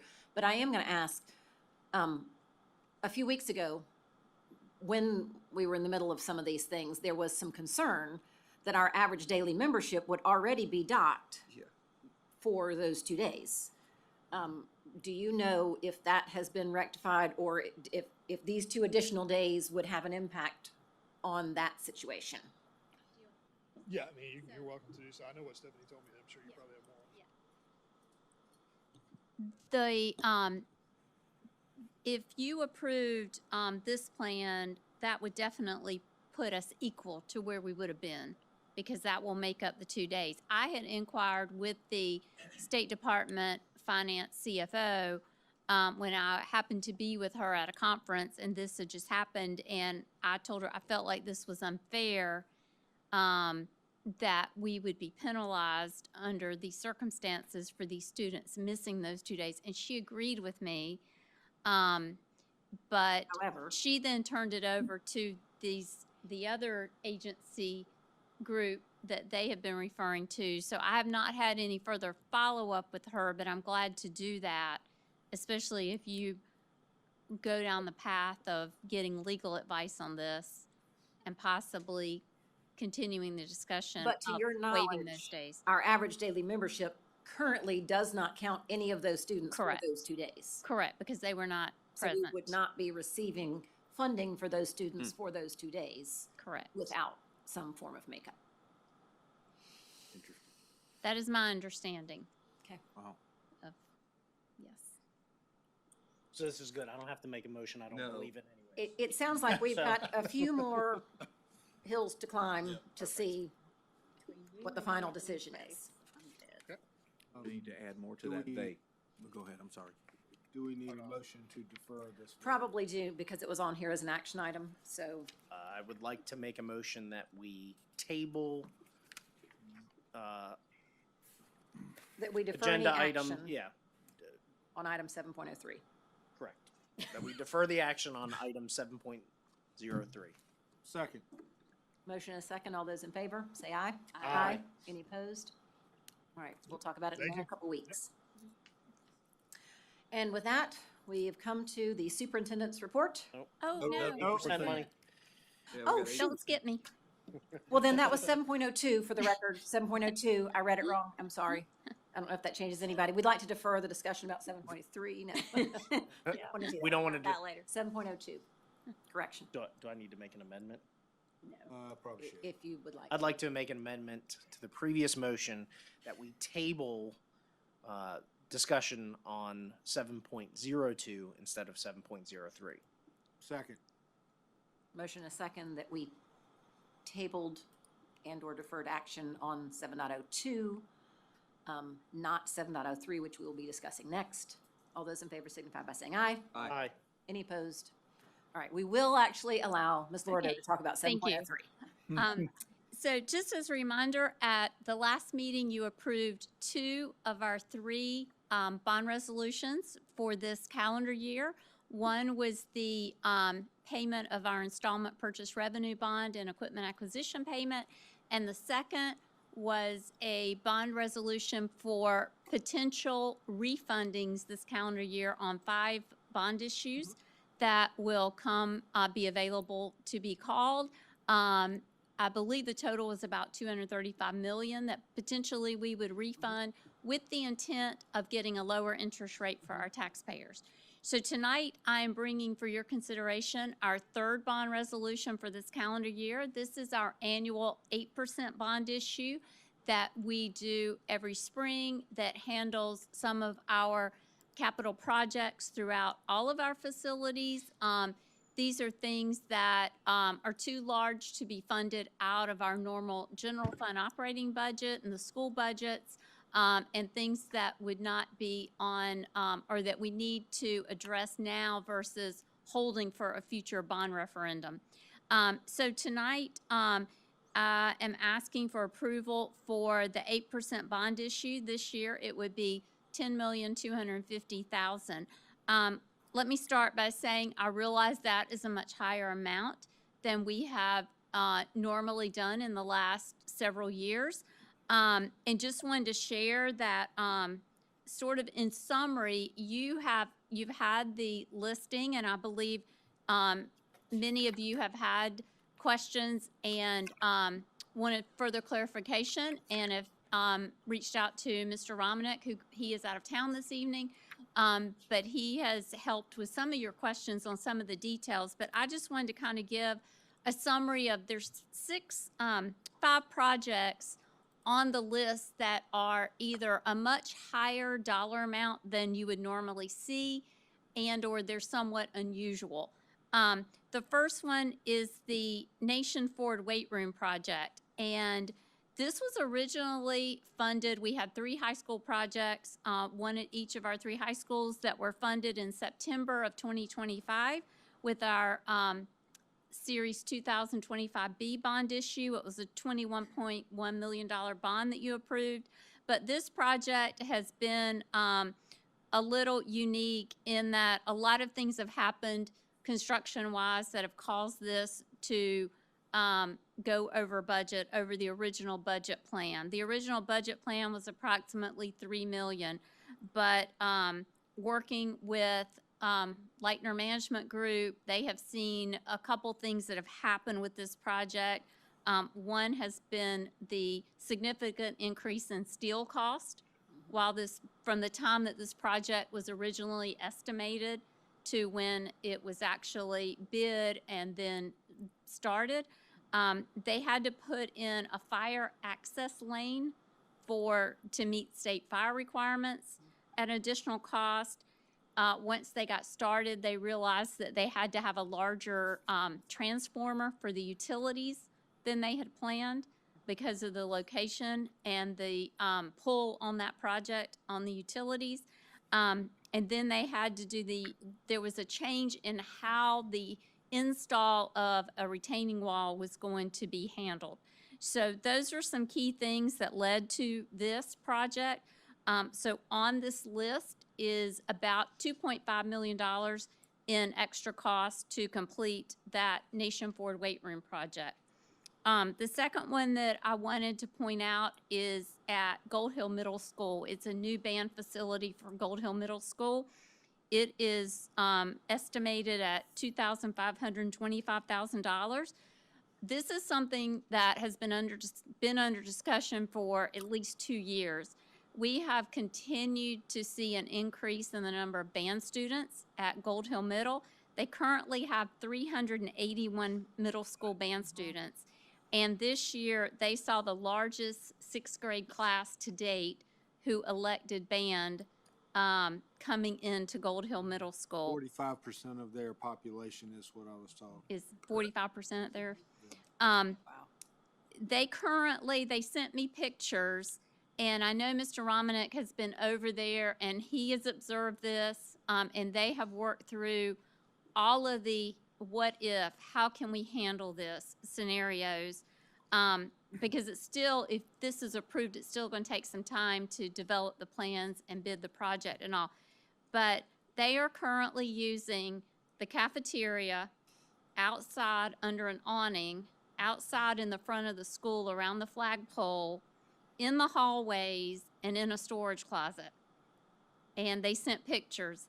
And from what I'm hearing, it is very, very disruptive, as you can imagine, with the band students in the hallways around all the other classes. So they have really tried to come up with another solution, but we have not been able to come up with another idea for how to handle this many band students at that facility, because as you know, Gold Hill is already at capacity with all of their classroom space. So this one has been very difficult. The third thing is on the list I want to point out is $860,000 for transportation. This is for 5 buses. It's 3 regular buses and 2 equipped for special ed. a bus now averages $172,000, and it's about 12 to 18 months out. So if we put in the order now, it would take that long to go through production before we would actually see the buses. I can tell you that in their budget meetings, their request was for about twice that many buses. So we have tried to minimize what we were bringing to you here, but it's $860,000 for transportation. The fourth project I wanted to mention. Can I ask one quick thing Sure. about buses? Have we already accounted for, or is it part of is it part of the bond referendum for the buses that will be required for the 4K students? We have not accounted for those yet, but that's why we don't want to get behind. Okay. And try to at least stay current with what the immediate needs are. Because I believe we talked about that those would have to We be did. special buses as well because of their Correct. requirements for car seats and things like that. Correct. Okay.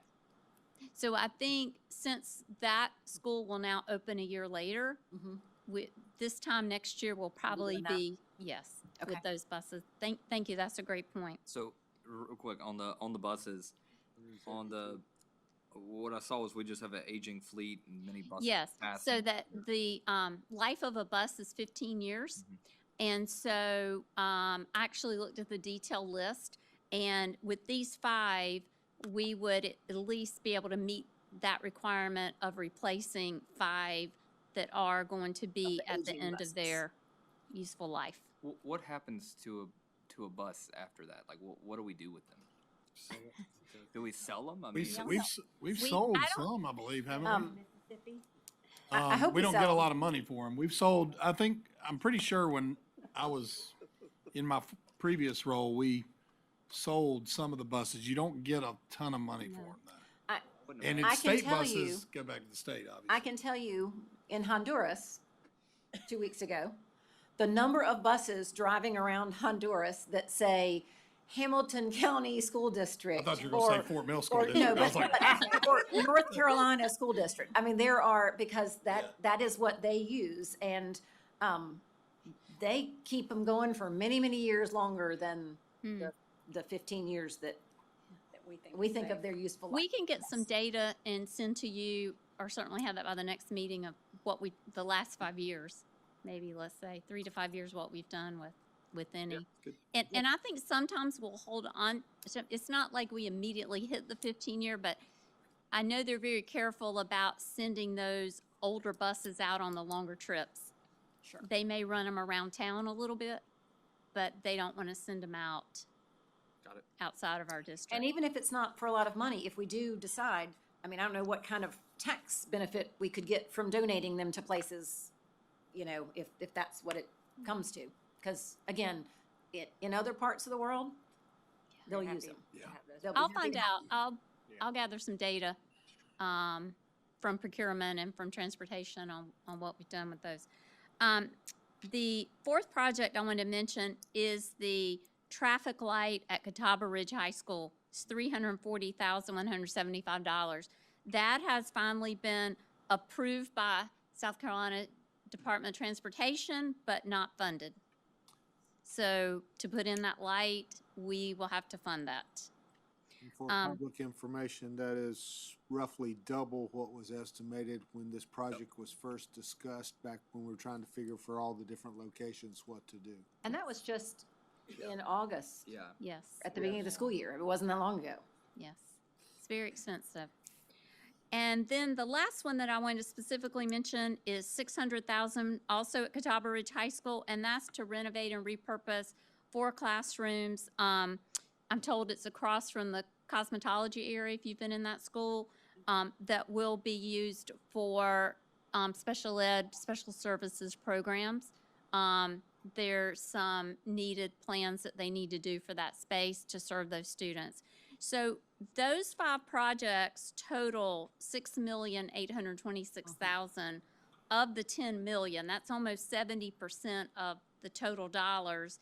And that leaves us only roughly $3.2 million for all the other school projects. But you can see from the list, I think almost every school has a project on the list. And that comes from Mr. Romanek and Mr. Gaither. I mean, they actually go out to the schools, they meet with each school's administration, they look at the facility, and they come up with the needs. I can tell you that at one point, I know that Mr. Romanek was at a number around 16 million. And I said, no, we have to get it, can we get it lower? Can we get it lower? So there's many more needs than what you're seeing on this list. But shifting to the other side of the revenue side and the tax millage on debt. So debt millage, as you know, is separate than operating millage. Our goal on this was not to increase the debt millage.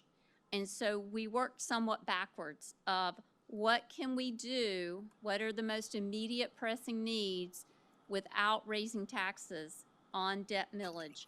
And we have been successful. I've been working with our bond financial advisors, with Campus Municipal, and through a couple different variations of how we restructure the payments, we have been successful in developing a plan.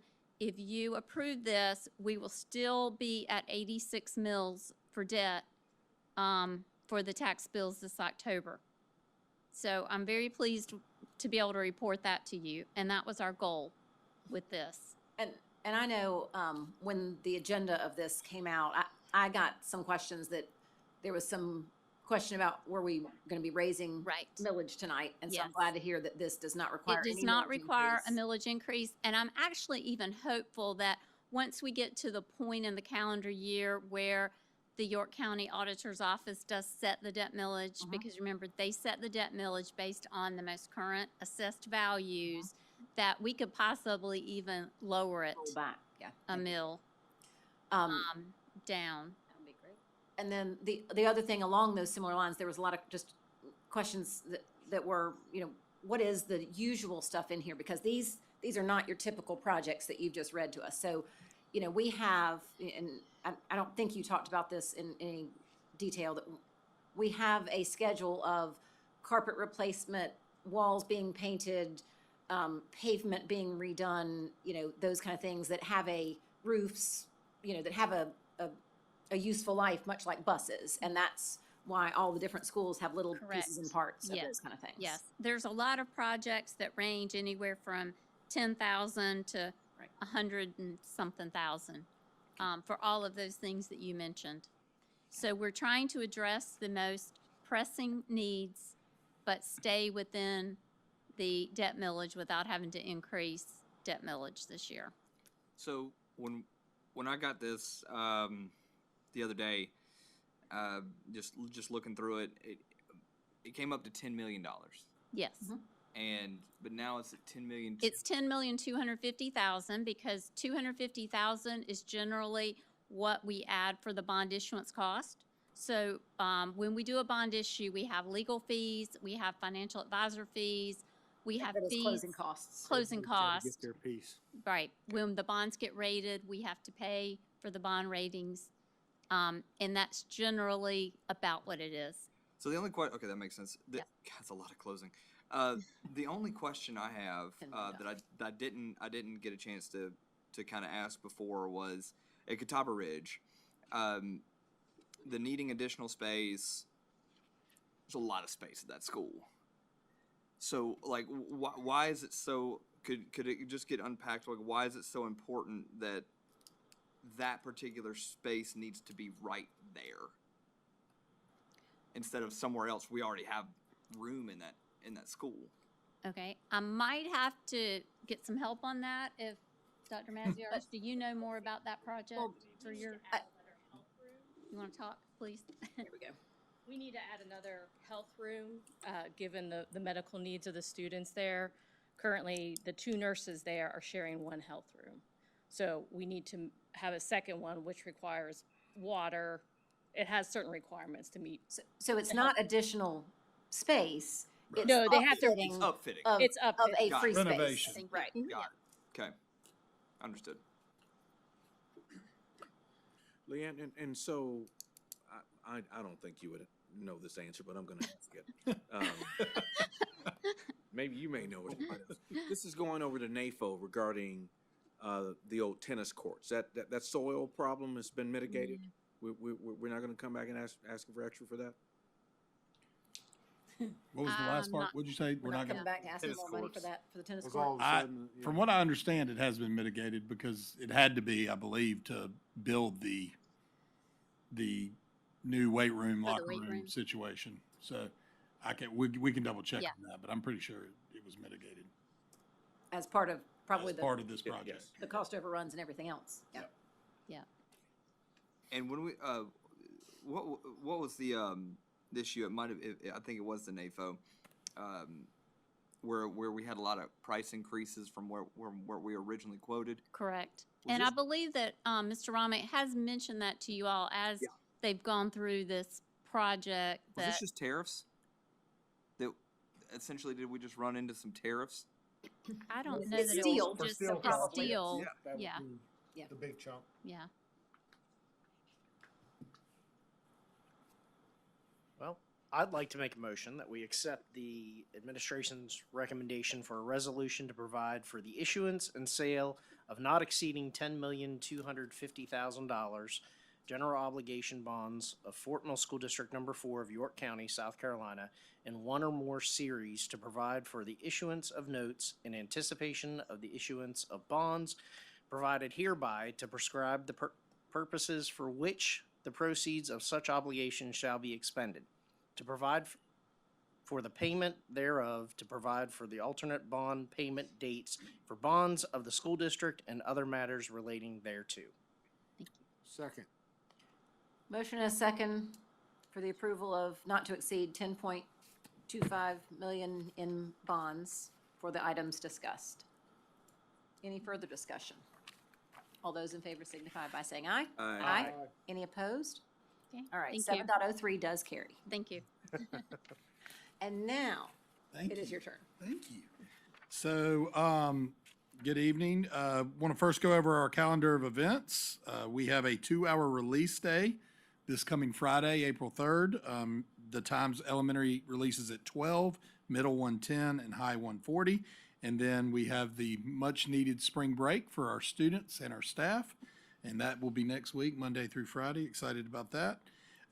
We go on board visits when we come back on the 14th to Ticket Flint Hill, Ticket Elementary, Flint Hill Elementary, Springfield Elementary, and Springfield Middle. And then we have a board meeting that night. So really, that's about it. And then we're getting into those last few weeks of school. So a lot going on. Current enrollment is 18,253 students. We're down 11 students from March 3rd. This is that time of year where this is probably where we're going to level out. We're not going to see much movement in the next couple of months as we get to the end of the year. Not many people move in April and May or move out in April and May. So we'll probably see it level out here. Student attendance update. We have every school for December was above 95.31%. That is really good. That is up from 94% last month. Our winners at each level, at the high school level, 96.1%. We have Fort Mill High School had the highest attendance. At the we had 2 students here that are really excited about that. So, are y'all Fort Mill High students? Okay, good. Congratulations. Coach Ambrose, I'm sure.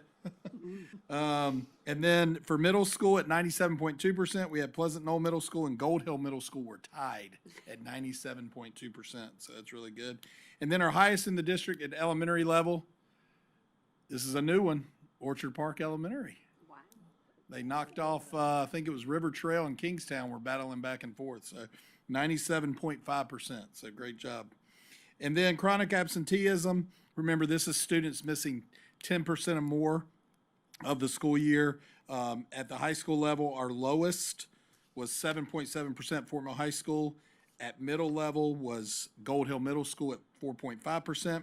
And then our lowest in the district at 2.9% was Kingstown Elementary School. So excited for them, and they're doing a great job getting their kids to school. And that seems to be pretty consistent as far as the numbers Percentages, yep. and the percentages and, you know, between elementary, middle, and high, which the high is probably the most concerning, not only because it's the highest, but because that's, Correct. you know, Yep. really critical data that they're missing. Well, they're so. missing, when they're block scheduling, they're missing more lot. instruction. Right, they're when missing they a lot. miss one day compared Yeah. to multiple days. I did want to say one other thing that's not on here. We had Gather at the Greenway last night. Awesome event. We had staff that came out with their families. We had food, we had entertainment, we had games. Just awesome. I think we had over Beautiful weather. beautiful weather and beautiful scenery with the Greenway. The horses were out in the pasture, so it was awesome to see everybody and kind of meet people's families that you work with every day. And then we had over 1,600 people reply RSVP that they were coming. I don't know how many It looked ended like up at least showing that up. It many. looked like a lot, and but we're excited about it. Got a lot of positive feedback on it, and our sponsors, I don't have them all written down, but I know Piedmont Medical Center offered a lot, the Greenway giving us the space, and then we had several other sponsors. Town Tavern was there, making the food, hamburgers, hot dogs, and just had a lot of people. York County, a lot of sponsors out there helping us put this event on. And, awesome job by our team, our Gather at the Greenway team that did a lot of work to get all the resources and the sponsors. So thank y'all. All right. Well, we are in need of an executive session to discuss personnel recommendations, legal issues, and contractual matters.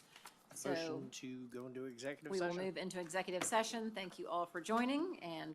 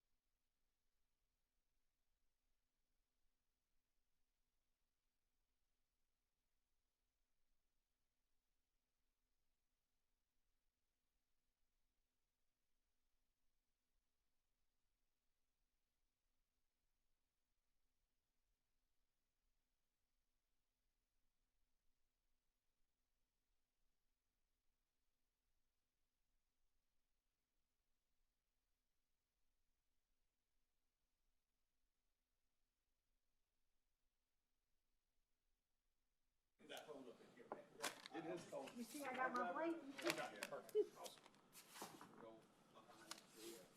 Okay. It's like ramen. It is freezing in here. Now, the air's not working in building C. Okay, really? Oh. Yeah, so that's what we were talking about, if it's not working tomorrow.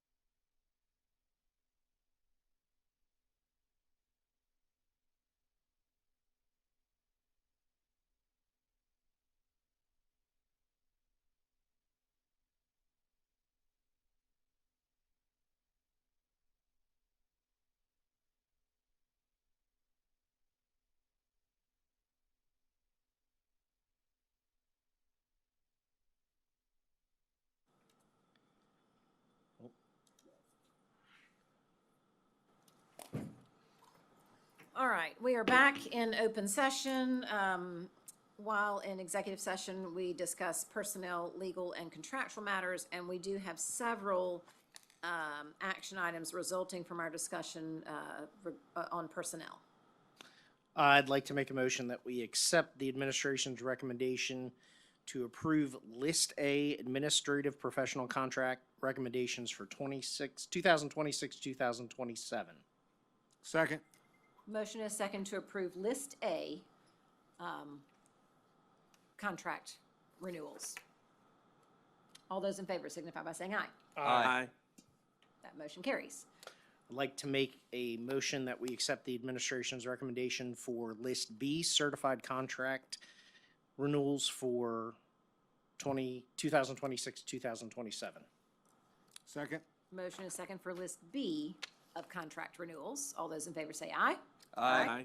Any opposed? That motion carries. I'd like to make a motion that we accept the administration's recommendation for List C certified non-renewal for 2026, 2027. Second. We have a motion is second for List C, including non-renewals for the 26-27 year. All those in favor say aye. Aye. Any opposed? Motion carries. I'd like to make a motion that we accept the administration's recommendation for 12 new positions and 48 replacement positions. Second. Motion to accept the recommendation of 12 new and 48 replacement positions. All those in favor say aye. Aye. Any opposed? Motion carries. I'd like to make a motion that we accept the administration's recommendation to name Jared Adamson, the assistant principal at Fort Mill Middle School. Second. Motion is second for Jared Adamson as the new assistant principal at Fort Mill Middle School. All those in favor say aye. Aye. Any opposed? Motion carries. I'd like to make a motion that we accept the administration's recommendation to name Amber Mays, the assistant principal at Nation Ford High School. Second. Motion is second for Amber Mays as new AP at Nation Ford High School. All those in favor say aye. Aye. Any opposed? Motion carries. I'd like to make a motion that we accept the administration's recommendation to name Christopher Krieger, the assistant supervisor of transportation. Second. Motion and a second for Christopher Krieger as assistant supervisor for transportation. All those in favor signify by saying aye. Aye. Any opposed? Motion carries. Motion to adjourn. All right, we are adjourned. Thanks.